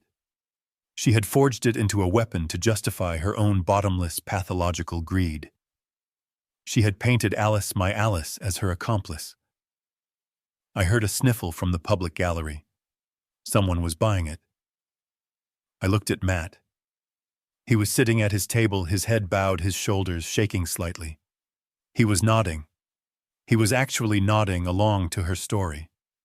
He had heard the lie so many times he now believed it himself. Nicole dabbed her eyes one last time. We just want our father back, she whispered. She stepped down from the stand, a perfect portrait of tragic, dutiful love. The courtroom was silent. The judge made a note. Snyder looked at Peterson, his expression smug. Your witness, he said. But Peterson didn't stand up. Not yet. He just looked at me. I nodded. It was my turn. Snyder sat down looking like a cat that had just swallowed a canary. He was smug. He looked at Peterson. Your witness. I felt my hands grip the wood of the defendant's table. I expected Peterson to call me. I expected him to put me on the stand, to deny the lies, to deny the gas stove, to deny the violent outburst. Peterson stood up slowly. He was a big man, but he moved with a quiet, deliberate grace. He wasn't flashy like Snyder. He was granite. The defense calls Matthew Hayes to the stand. A wave of confusion rippled through the courtroom. I heard Nicole's sharp intake of breath. Matt, my son, looked up, his face a mask of complete shock. Snyder shot to his feet. "Objection, Your Honor. Mr. Hayes is my client. He is a plaintiff. The defense cannot call my client as their witness." Peterson didn't even look at him. He addressed the judge, a stern-looking woman in her 60s named Judge Evans. "Your Honor," Peterson said, his voice a calm rumble. "Mr. Hayes is not just a plaintiff seeking monetary damages. He is the proposed conservator. This hearing is to determine his father's mental capacity, and if that capacity is found lacking, to determine if Mr. Hayes is a suitable person to manage his father's life and estate. His character, his motives, and his judgment are not just relevant. They are the central issue of this entire proceeding. I intend to examine those motives." Judge Evans looked at Snyder. "This is a conservatorship hearing, Mr. Snyder, not a simple civil suit. I'm allowing it. Objection overruled. Mr. Hayes, take the stand." I watched my son. I watched him walk that long, lonely path from the plaintiff's table to the witness box. He looked small in his dark, somber suit. He passed right by me. He wouldn't meet my eyes. He placed his hand on the Bible. I thought, he's about to lie on the same Bible his mother read every Sunday. He swore the oath, his voice barely a whisper. "I do." He sat down. He looked terrified. Peterson approached the box. He didn't attack. His voice was soft, almost kind. "Mr. Hayes, you've just heard your wife's testimony. It was very moving. You must be terribly worried about your father." Matt visibly relaxed. This was familiar territory. The script. "Yes, sir," he said, nodding, finding his footing. "We both are. He's just not the man he was. He's confused. He's angry. We're scared for him." "Scared for him," Peterson repeated, nodding. "And you're worried about his finances, that in his confused state, he might mismanage them." "Yes. He worked his whole life for what he has," Matt said, gaining confidence. "We just want to protect that. Protect his legacy. It's what my mother Alice would have wanted." I felt my blood turn to ice. He dared. He dared to speak her name. He dared to use her as a shield for this. I looked at Peterson. Peterson's face was stone. "So, Mr. Hayes," Peterson continued, his voice still soft, "all of your actions, this lawsuit, this petition to have your father stripped of his rights, all of this comes from a place of love, of concern." "Yes," Matt said, his voice firm now. 100%. We just want to help him." "Help him," Peterson murmured. He paced a step. Then he turned, and the kindness was gone. His voice was no longer a rumble. It was a blade. "Let's talk about the specific ways you've tried to help him." Peterson walked to his briefcase. He pulled out a single sheet of paper. "Mr. Hayes, I'm holding a document from Bank of America dated October 15th of this year. It's a rejection letter for a $20,000 home equity line of credit in your father's name. Can you tell the court who filed this application?" Snyder was on his feet. "Objection, relevance. What does this have to do?" "Your Honor," Peterson cut him off. "It has everything to do with it. It speaks directly to the plaintiff's pattern of behavior regarding his father's finances." Judge Evans held up a hand. "I'll allow it. It is highly relevant." "Answer the question, Mr. Hayes." Matt was white. He was staring at the paper in Peterson's hand as if it were a snake. I don't recall. I don't know anything about that." "You don't recall?" Peterson's voice was incredulous. "That's strange. Because the application was filed at 7:42 p.m. on Tuesday, October 15th. According to your own wife's testimony, that was the very same day your father supposedly had a violent paranoid episode and threw you out of his house. You must have been very concerned for his finances that night. Objection! Snyder yelled. Argumentative. Sustained, the judge said, but she was leaning forward now, her eyes fixed on Matt. Just ask the questions, Mr. Peterson. Let me refresh your memory, Mr. Hayes. Peterson continued, his voice like ice. This application was filed online.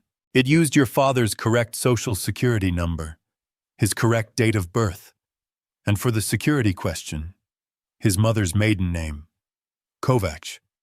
Is that a name you are familiar with, Mr. Hayes? I watched my son's face. I watched it crumble. He knew. He was caught. He looked at Nicole, a desperate, silent plea. Her face was frozen, her mask of grief replaced by one of pure panic. I might have, Matt stammered, his voice cracking. I was trying to check on his accounts, to see if he was okay. I was worried someone else might be stealing from him. You were checking on his accounts by applying for a $20,000 loan in his name without his permission? Peterson asked, his voice booming in the small courtroom.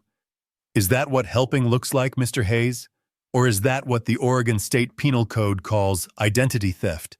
Objection! Snyder screamed, his face purple. My client is not on trial for... Sustained, the judge snapped. The jury will disregard that last comment. Mr. Peterson, you are on a very thin wire. My apologies, Your Honor, Peterson said, not looking sorry at all. He put the bank letter down.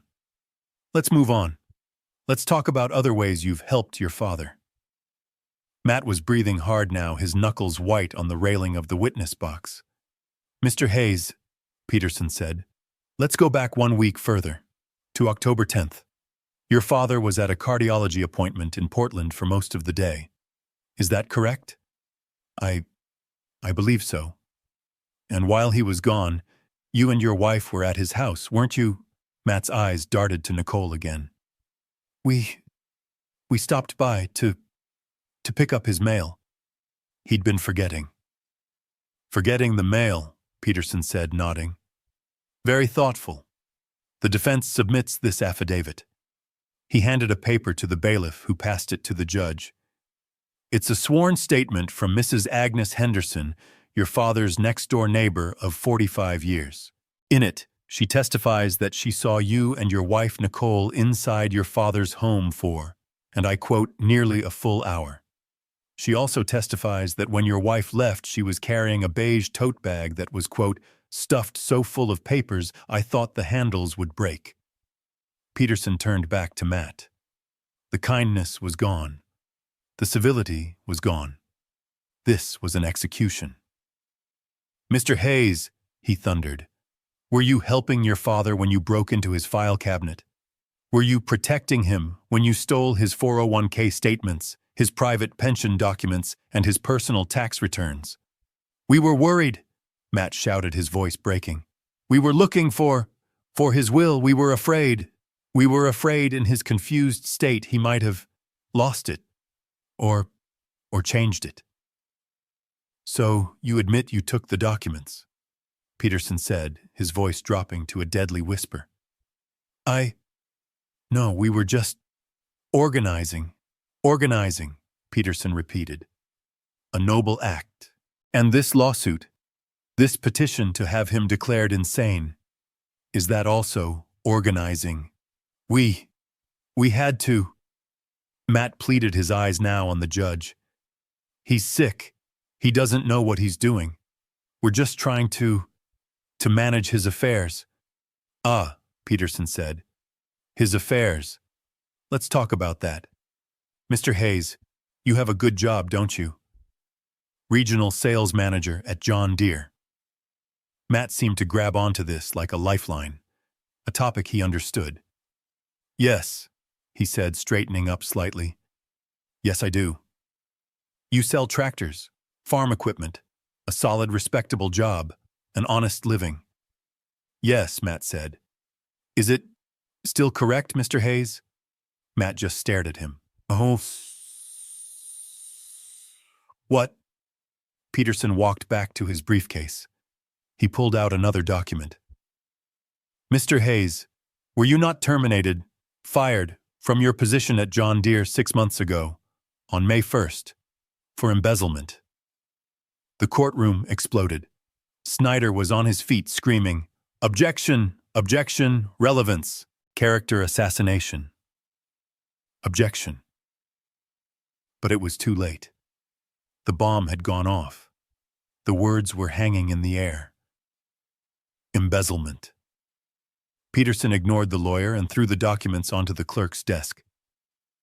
Your Honor, the defense submits Mr. Hayes's termination letter from John Deere and the signed restitution agreement, where he admits to falsifying expense reports and stealing $5,000 from his employer.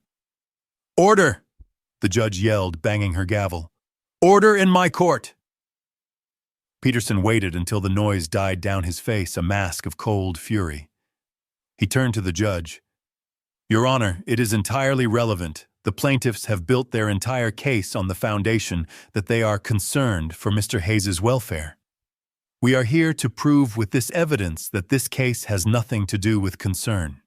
It has nothing to do with love. It is about desperation. It is about bankruptcy. It is about debt. I looked at Matt. My son. He wasn't the dutiful son anymore. He wasn't the loving protector. He was just a thief, a common, pathetic thief. He had his head in his hands, his shoulders shaking. I looked at Nicole. Her mask was gone. She was not looking at her husband with love or sympathy. She was staring at him with a look of such pure, unadulterated hatred, a look that said, "You didn't just fail. You got caught." The judge slammed her gavel again. Order, Mr. Snyder. I am overruling your objection. This evidence speaks directly to the plaintiff's motive, and I suggest you take a long recess. She looked at Matt, then at Nicole, her eyes filled with disgust.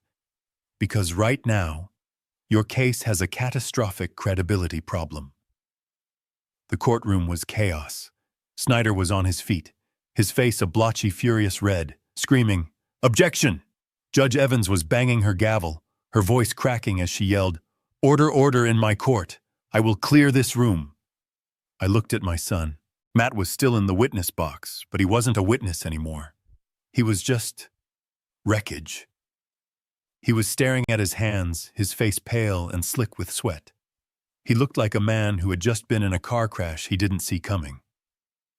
I looked at Nicole. Her mask of the tragic grieving daughter was gone. It had shattered, and what was left underneath was ugly. She was staring at Matt, not with sympathy, not with love. She was staring at him with a look of such pure, undiluted, venomous contempt. It was the look of a predator who had just watched her partner step in a trap, ruining the hunt for both of them. She was furious, trapped in a room with a failure, and she knew it. Judge Evans finally slammed her gavel one last time, a sharp crack that silenced the room. "Sit down, counsel," she barked at Snyder. He sank into his chair, humiliated. The judge looked at Peterson, then at the documents he had submitted. The termination letter, the restitution agreement, embezzlement. Her eyes, when they finally lifted, were cold as steel. She looked at Snyder. "Counselor," she said, her voice dangerously quiet. "Given this revelation regarding your client's fundamental credibility, do you have anything else you'd like to offer this court? Or are we done here?" I could see the panic in Snyder's eyes. His entire case, the only case he had, was that I was a paranoid, incompetent old man who needed to be protected. And Peterson had just proven in less than 5 minutes that I wasn't paranoid at all. I was being hunted. Snyder stood up. He was sweating. I could see the dark patch on the back of his shiny suit jacket. He fumbled with his papers, his hands shaking. He had one move left. It wasn't a legal move. It was a tantrum. It was a desperation play. He abandoned the incompetence argument completely. He abandoned the conservatorship. He knew that was dead. He pivoted. He turned his back on Matt, discarding his own client, and faced the judge. He tried to reclaim that compassionate fatherly tone he had used with Nicole, but his voice was trembling with rage. "Your Honor," he said, trying to sound reasonable, "what Mr. Peterson has just revealed about my client, Mr. Hayes, while unfortunate, and perhaps a sign of deep financial and emotional stress, it does not change the central moral fact of this case." I looked at Peterson. Peterson just leaned back, clasping his hands. A small, almost invisible smile touched his lips. He was letting him do it. He was handing him the rope. "And what moral fact is that, counselor?" Judge Evans asked, her voice dripping with impatience. "The fact, Your Honor," Snyder said, and he turned his arm outstretched, pointing a finger directly at me. "The fact that Mr. Gabriel Hayes, my client's father, is a wealthy man." I stiffened. Here it was. He is sitting on a paid-off house that we have established is worth at least $600,000. He is sitting on a massive 401k. He is sitting on a pension. He has, by his own admission, no debts. And he has refused, cruelly, to help his only child. Snyder was pacing now, finding his rhythm. He was no longer a lawyer. He was a preacher full of fire and false righteousness. "Yes, my client made a mistake," he yelled. "A terrible mistake born of desperation, a desperation that was caused by his own father. This wealthy, comfortable, retired man who refused him, who looked his only family in the eye and refused to help. He was trying to make me the villain. He was trying to say that my no was the crime that led to all the others." He slammed his hand on the plaintiff's table. Nicole, lost in her own panic, jumped. "That, Your Honor, that is the real abuse in this courtroom. That is moral cruelty. That is a father failing in his most basic fundamental duty. My clients are here on their knees begging for help. And this man has the power to fix all of it. He has the power to save his family. But he won't." He pointed at me again. The gesture was rude, invasive. "He is hoarding his wealth. He is letting it rot in a bank account, while his own son and daughter-in-law face financial ruin. He may be competent according to some test, but he is not a competent father. He is not a competent man. This isn't just about a promise. This is about decency. He has a moral obligation to his blood, and if he will not honor that obligation, then this court must compel him to—" He let the words hang in the air. Moral obligation. He was trying to shame me. He was trying to shame the judge into forcing me to give them the $600,000 as a punishment for being a bad father. I looked at Matt, my son, still sitting in the witness box. He was listening to this. He was nodding. He was actually nodding. He believed it. After everything, after being exposed as an embezzler, a liar, a thief, he still believed he was the victim. He believed he was entitled to my money. He believed I was the cruel one. The rage in my chest was so cold it burned. This was the man I had raised. This was the legacy Alice and I had built. A weak, entitled thief who felt the world owed him everything. Peterson stood up. He hadn't objected. He hadn't said a word. He had let Snyder dig his own grave shovel by shovel. "Your Honor," Peterson said, his voice calm, cutting through the heavy silence. "Mr. Snyder makes a passionate, if highly irrelevant, argument, but I thank him." Snyder looked confused. He had expected a fight. "I thank him," Peterson continued, "because he has brought us perfectly, and finally, to the central point of this case." Peterson looked at me. then at Matt, then at Nicole. Mr. Snyder is correct about one single thing.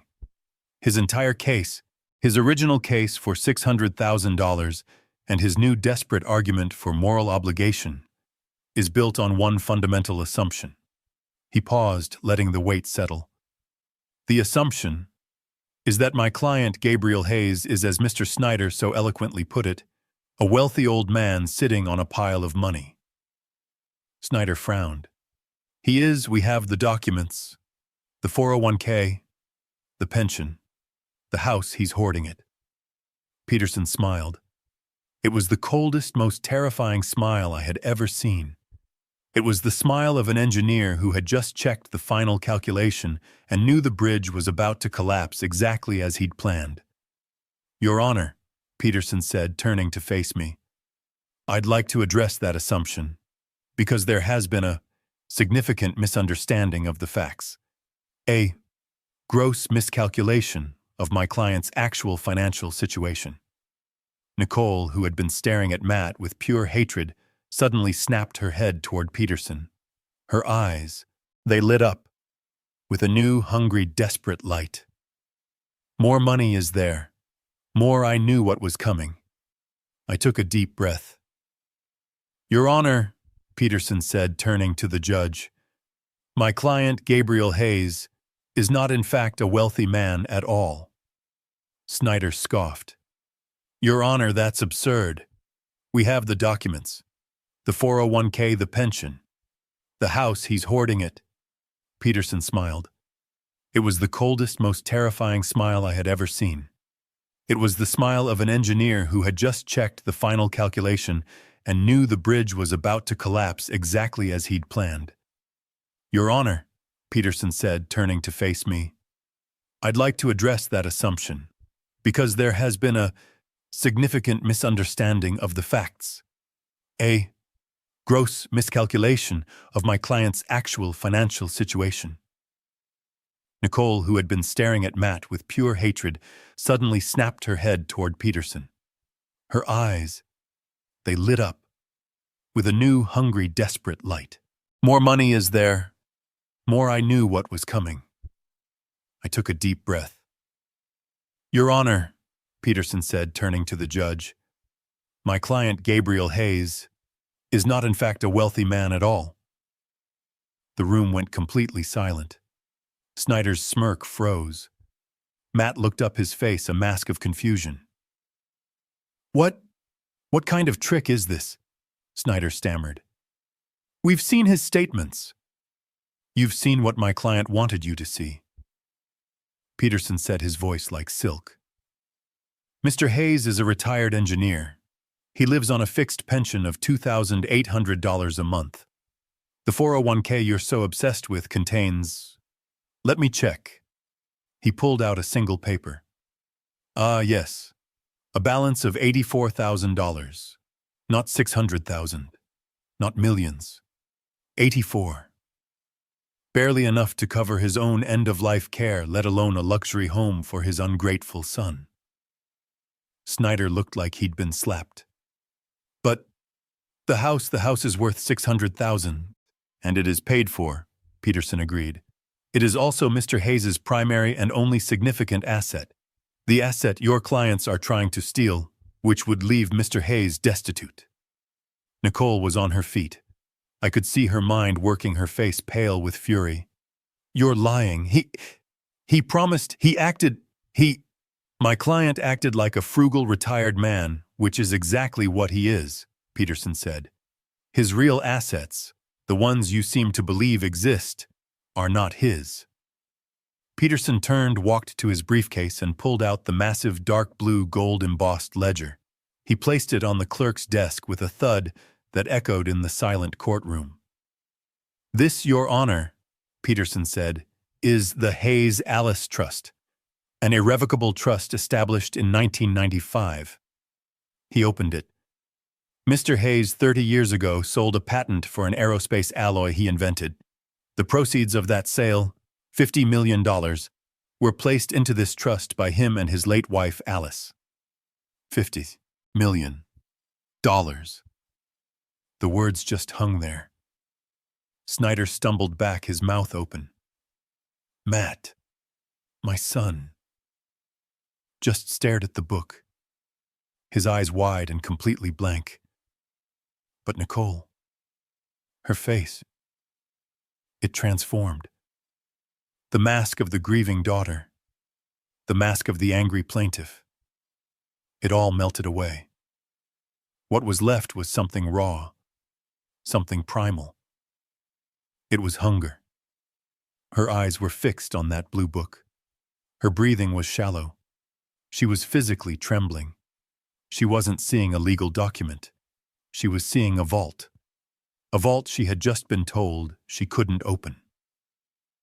50 million, she whispered. I could see her lips form the words. She turned to her lawyer, her voice a harsh, desperate hiss. Snyder, that's it. That's the money. He is rich. He lied. He's been lying to us all along. She stood up, pointing a shaking finger at me. Your Honor, this proves it. This proves everything. He has the money. He can pay. We're amending our lawsuit. And she was frantic, a shark that had just tasted blood in the water. We're not just suing for the $600,000. We. She looked at Matt, grabbing his arm. Matt, tell them we're his family. That money, that trust, it's ours. It's his. He has to give it to us. She turned back to the judge, her eyes wild.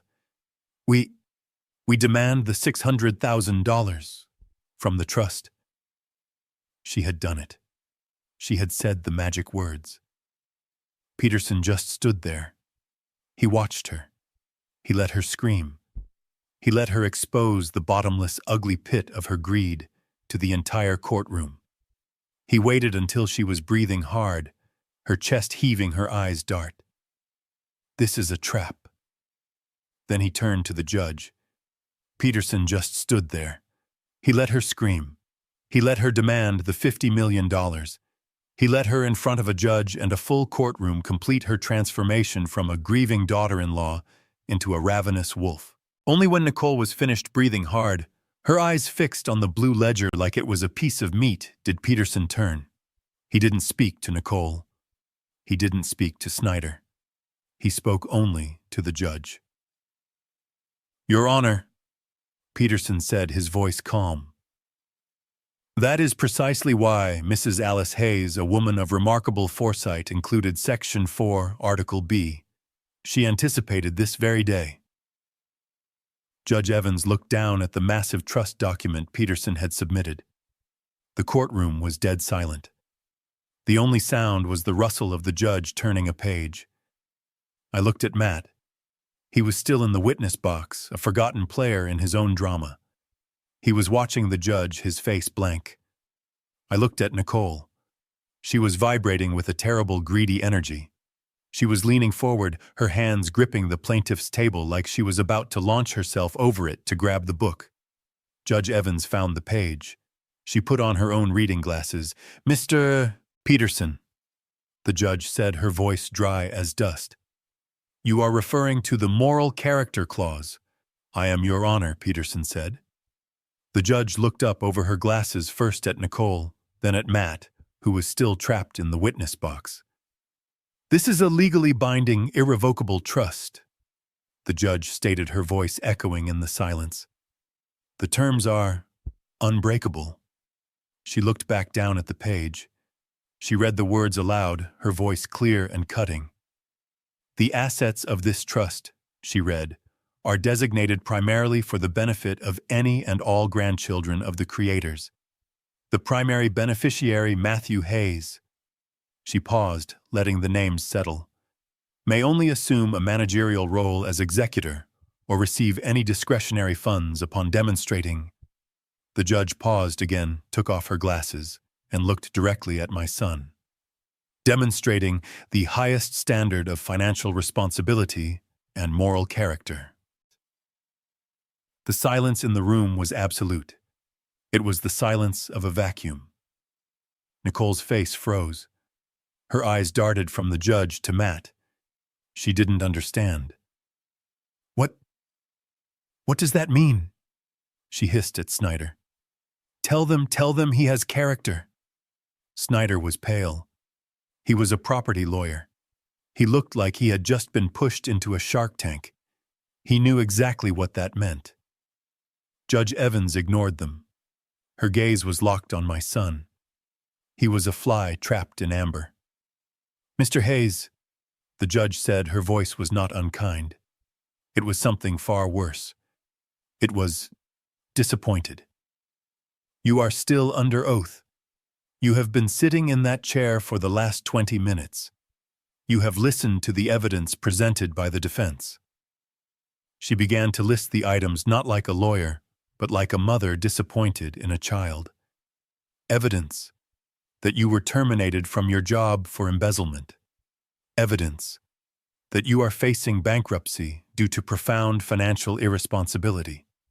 Evidence, and that you and your wife knowingly lied to this court in a sworn affidavit. Evidence that you attempted to defraud a bank by stealing your father's identity.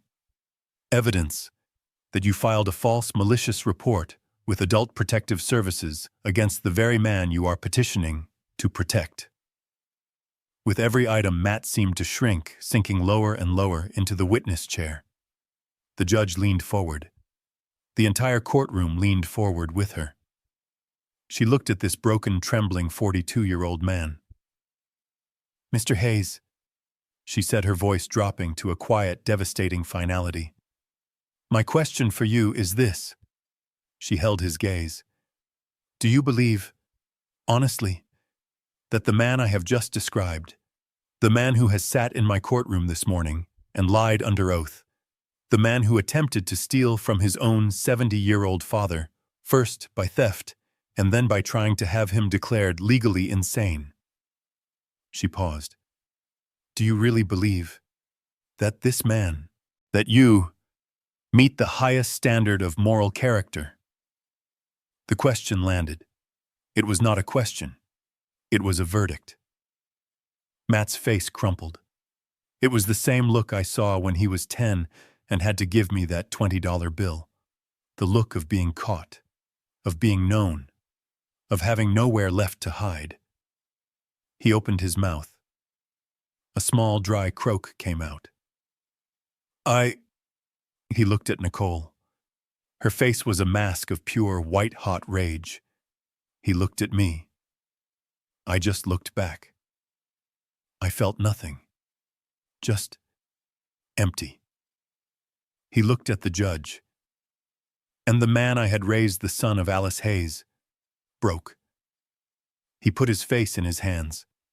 And in a courtroom full of strangers, he began to sob. Ugly, heaving, pathetic sobs. The sobs of a man who had just lost everything. Not just the $600,000. He had just lost $50 million. Matt just stared. He couldn't answer the question. He sat there in the witness box, a 42-year-old man in a suit reduced to a hollow shell.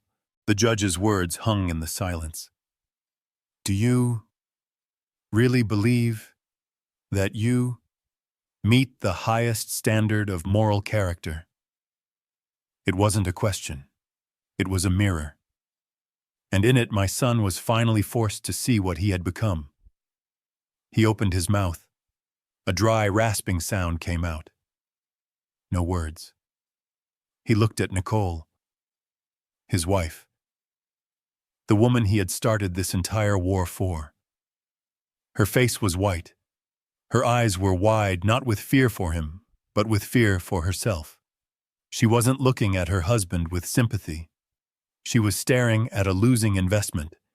She was staring at the failure who had just cost her $50 million. And Matt, he saw it. He saw the contempt in her eyes. The mask was gone. The love and devotion had evaporated. All that was left was the raw, ugly greed and the rage that he had been caught. He turned back to the judge. His face crumpled. It wasn't the clean, noble crying of his wife's performance. It was ugly. He collapsed in on himself, his shoulders heaving. He put his face in his hands, and the sound that tore out of him was the sound of a man who had just lost everything. A pathetic, gasping, choking sob that echoed in the dead-silent courtroom. He wasn't crying for me. He wasn't crying because he was an embezzler. He wasn't crying because he had lied or stolen or tried to destroy his own father. He was crying because he had lost. He was crying because he had been caught. Snyder, the slick lawyer, just sat down. He dropped his pen. He didn't object. What was there to object to? The truth, Judge Evans watched the performance for a long, cold moment. She let him sob. She let the entire courtroom watch him disintegrate. Then she banged her gavel. The sound was like a gunshot. Crack! Order! She said, her voice cutting through his cries. The witness will compose himself. Matt tried. He fumbled for a tissue. He couldn't stop shaking. The judge didn't wait. She looked down at the pile of documents. Peterson's evidence, the termination letter, the affidavit from Agnes Henderson, the fraudulent bank application, the official court-ordered cognitive evaluation that declared me perfectly sane, and the blue ledger, the Hayes Alice Trust. This court has heard enough, she announced. Her voice left no room for argument. This hearing is twofold. First, the civil suit filed by the plaintiffs Matthew and Nicole Hayes for $600,000. She looked at Snyder. Counselor, your entire case was built on a foundation of promissory estoppel and your client's emotional distress. Given that your client's own actions, namely embezzlement and fraud, are the actual cause of his distress, and that your other client, Mrs. Hayes, was found to be lying on the stand about the gas leak. This court finds the claim to be not only baseless, but frivolous, malicious, and an act of profound bad faith. She took a breath. The civil suit for $600,000 is hereby dismissed, with prejudice, which means you can never file it again. Nicole let out a small, strangled gasp. Second, the judge continued, her voice growing colder. We have the petition for conservatorship. The petition to have Mr. Gabriel Hayes declared mentally incompetent. She looked at me. For the first time, her expression softened for just a fraction of a second. Then she looked back at Matt. This court finds that the defendant, Mr. Gabriel Hayes, is not only perfectly competent, in fact, according to Dr. Miller's report, he is in the 99th percentile for cognitive function, but he has also demonstrated a level of restraint and dignity that this court finds admirable. She then turned her gaze on Matt and Nicole. The plaintiffs, however, have demonstrated a profound, disturbing, and frankly predatory lack of moral character. The petition for conservatorship is denied effective immediately. Snyder was already stuffing papers into his briefcase. He was done. But the judge wasn't. And finally, she said, we have the matter of the Hayes Alice Trust. Nicole, who had been frozen, suddenly looked up. There was a flicker of insane, desperate hope in her eyes.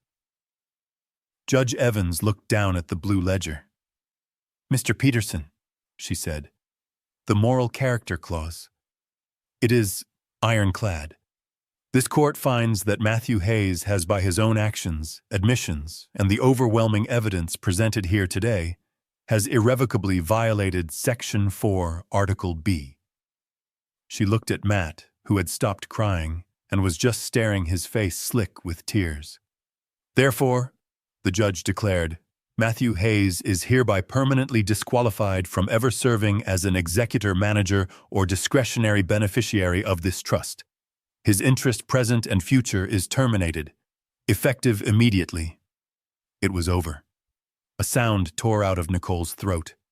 It was not a cry. It was a shriek, a raw animal sound of pure, thwarted rage. No, you can't. It's not fair. It's his. He's the son. You can't just take it from him. He's family. Peterson sat down. I stood up. I stood up slowly. My old knees cracked. I looked at Judge Evans.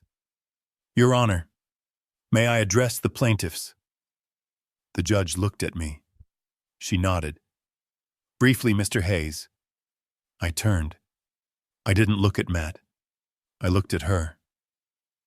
You keep using that word, I said, my voice quiet, but it carried in the dead silence of the room. Family. You talk about what you're owed, what you deserve. I finally turned my eyes to the witness box, to my son. He never asked, I said, my voice rough. He never once came to me as a son. He didn't come to me and say, Dad, I'm in trouble. I failed. I lost my job. I'm drowning. Please help me. I took a step closer. He came to me as a thief. He came into my house, the house his mother loved, and he rifled through my life. He stole my papers. He tried to steal my identity. He stole what he thought was all I had. He chose fraud instead of family. He was willing to tell a court of law that his own father was insane. He was willing to have me locked away.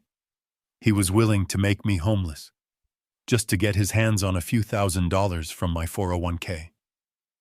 I looked back at Nicole. Her face was a mask of disbelief. You're wrong, Nicole, I said. My $50 million was never the secret. I was never hiding money from you. I was trying to protect my son from himself. I was trying to give him a chance to be the man his mother Alice raised him to be. A man of character. I pointed at Matt, still weeping in the witness box. My money wasn't the secret, I said, my voice breaking with a cold, terrible clarity. His character's the secret. And now we all see it. I sat down. The silence was absolute. Judge Evans put her glasses back on. She looked at the plaintiff's table. This hearing is concluded, she said. She stood up. And furthermore, based on the testimony and evidence of embezzlement, perjury under oath, conspiracy to commit fraud, identity theft, and the filing of a false malicious report to Adult Protective Services, this court is referring this entire matter to the District Attorney's Office for a full criminal investigation. Crack. The gavel fell. It was done. I watched a bailiff walk over to Matt. He was no longer a witness. He was a defendant.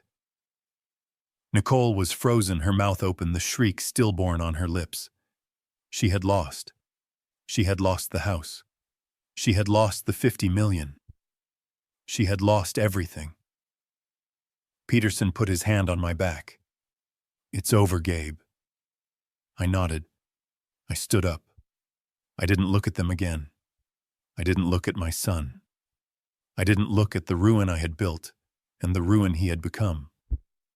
I just walked out of the courtroom. I pushed open the heavy wooden doors and walked out into the bright, cold, ordinary sunlight. I sold the house in Oregon. I sold the old truck. I let the lawyers and the trust handle the rest. I used my pension, the money I had earned, the decoy money, and I bought a small 2-bedroom condo in San Diego. The place Alice and I always said we'd retire to but never did. The $50 million trust. It's still there. Peterson manages it. It goes to engineering scholarships now. It goes to the university where I developed the alloy. It builds things. It doesn't destroy them. Matt and Nicole, they're facing multiple felony charges. They declared bankruptcy. The last I heard, Nicole left him. She finally realized you can't get blood from a stone. I sit on my new balcony now. I can smell the salt from the ocean. I'm drinking coffee from a brand new machine. It works perfectly every time. I lost my son. But I kept my word to Alice. I protected our legacy, and I am finally at peace. Matt couldn't speak. He just broke. The man I had raised, the son of Alice Hayes, just sat there in the witness box, his face a grotesque mask of tears and sweat. He was a hollowed-out building, the foundation rotted, finally collapsing in on itself. He opened his mouth, but only a dry, rasping sound came out. He couldn't answer the question. He couldn't defend the indefensible. He looked at Nicole. Her face was no longer angry. It was white. Sheet white. A mask of pure, unadulterated terror. She finally understood. She had overplayed her hand. She had flown too close to the sun, and the reality of her failure was melting her wings. He looked at me. I just looked back. I felt nothing. Just a vast, cold emptiness. He turned back to the judge, and he did the only thing he could. He put his face in his hands, and he sobbed. Not the performance sobs of his wife. These were the ugly, choking, gut-wrenching sobs of a man who had just lost everything. Not just the $600,000. He had just lost $50 million. Snyder, the slick lawyer, just sat down. He dropped his pen. He didn't object. What was there to object to? The truth, Judge Evans watched the performance for a long, cold moment. She let him sob. She let the entire courtroom watch him disintegrate. Then she banged her gavel. The sound was like a gunshot. Crack! Order! She said, her voice cutting through his cries. The witness will compose himself. But he couldn't. He was gone. The judge didn't wait. She looked down at the pile of documents. Peterson's evidence, the termination letter, the affidavit from Agnes Henderson, the fraudulent bank application, the official court-ordered cognitive evaluation that declared me perfectly sane, and the blue ledger, the Hayes Alice Trust.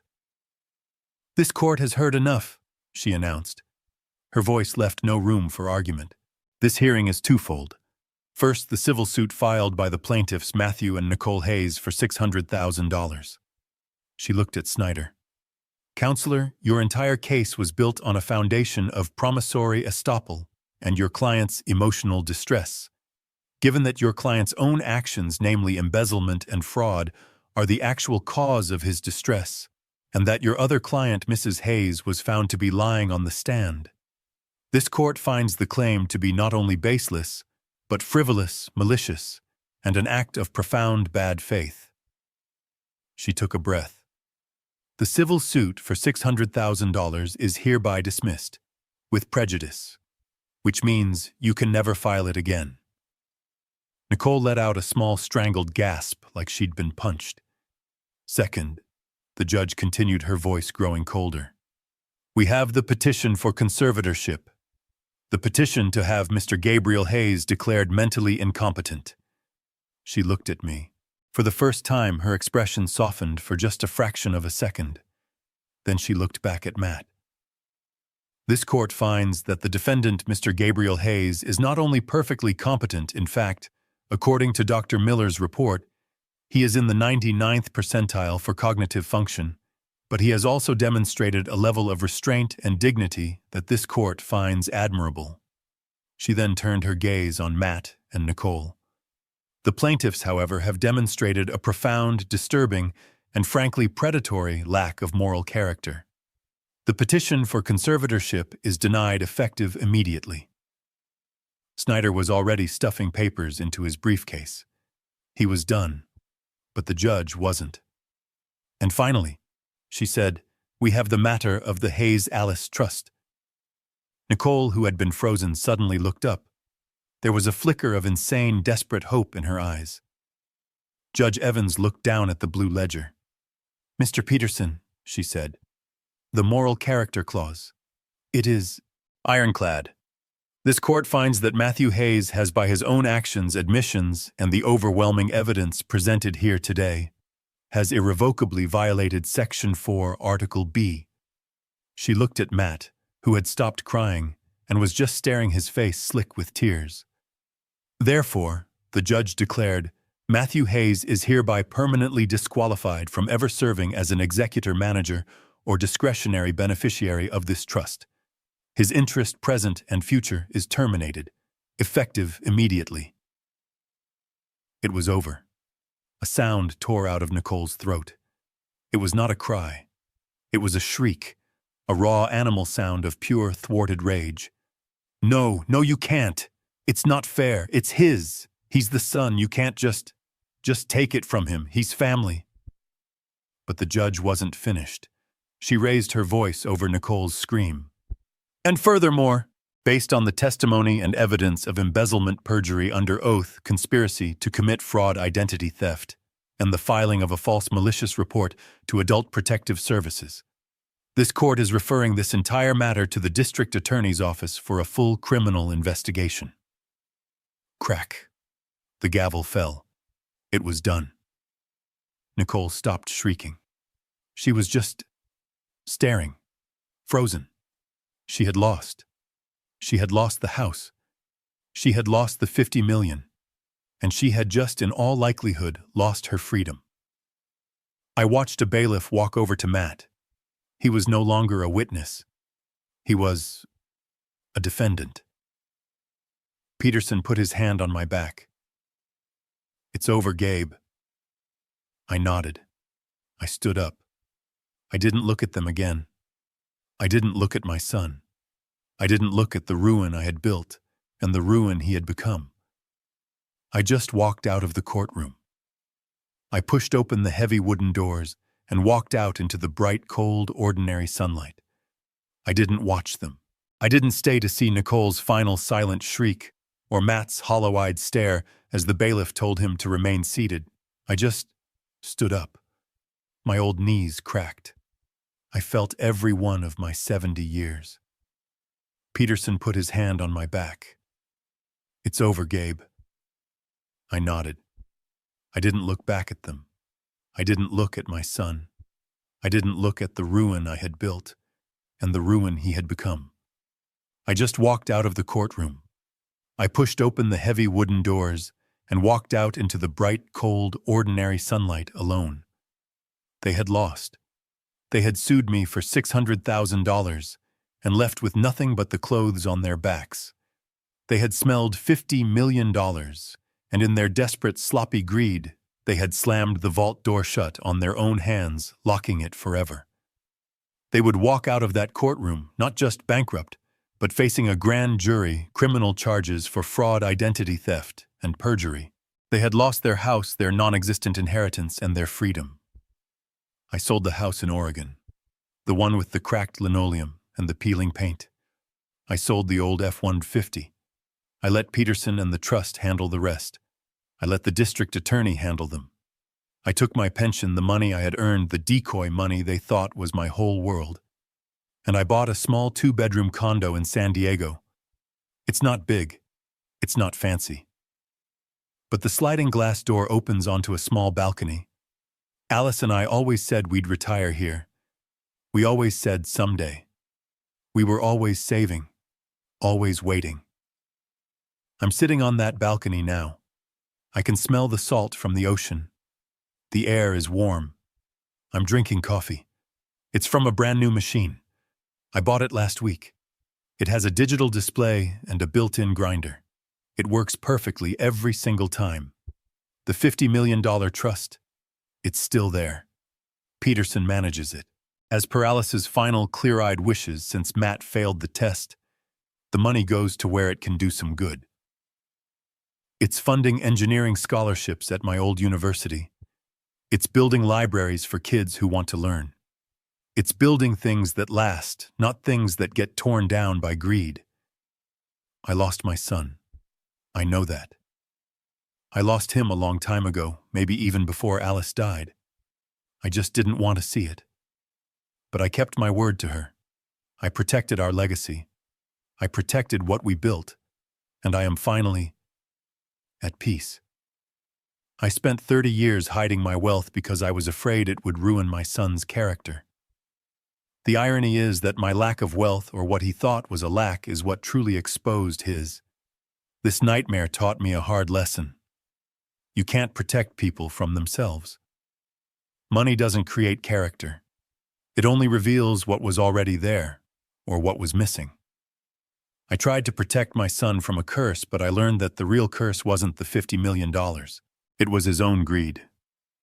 My wife and I tried to teach our son the value of hard work by hiding our wealth. Do you think we made a mistake? Tell me what you truly think in the comments below.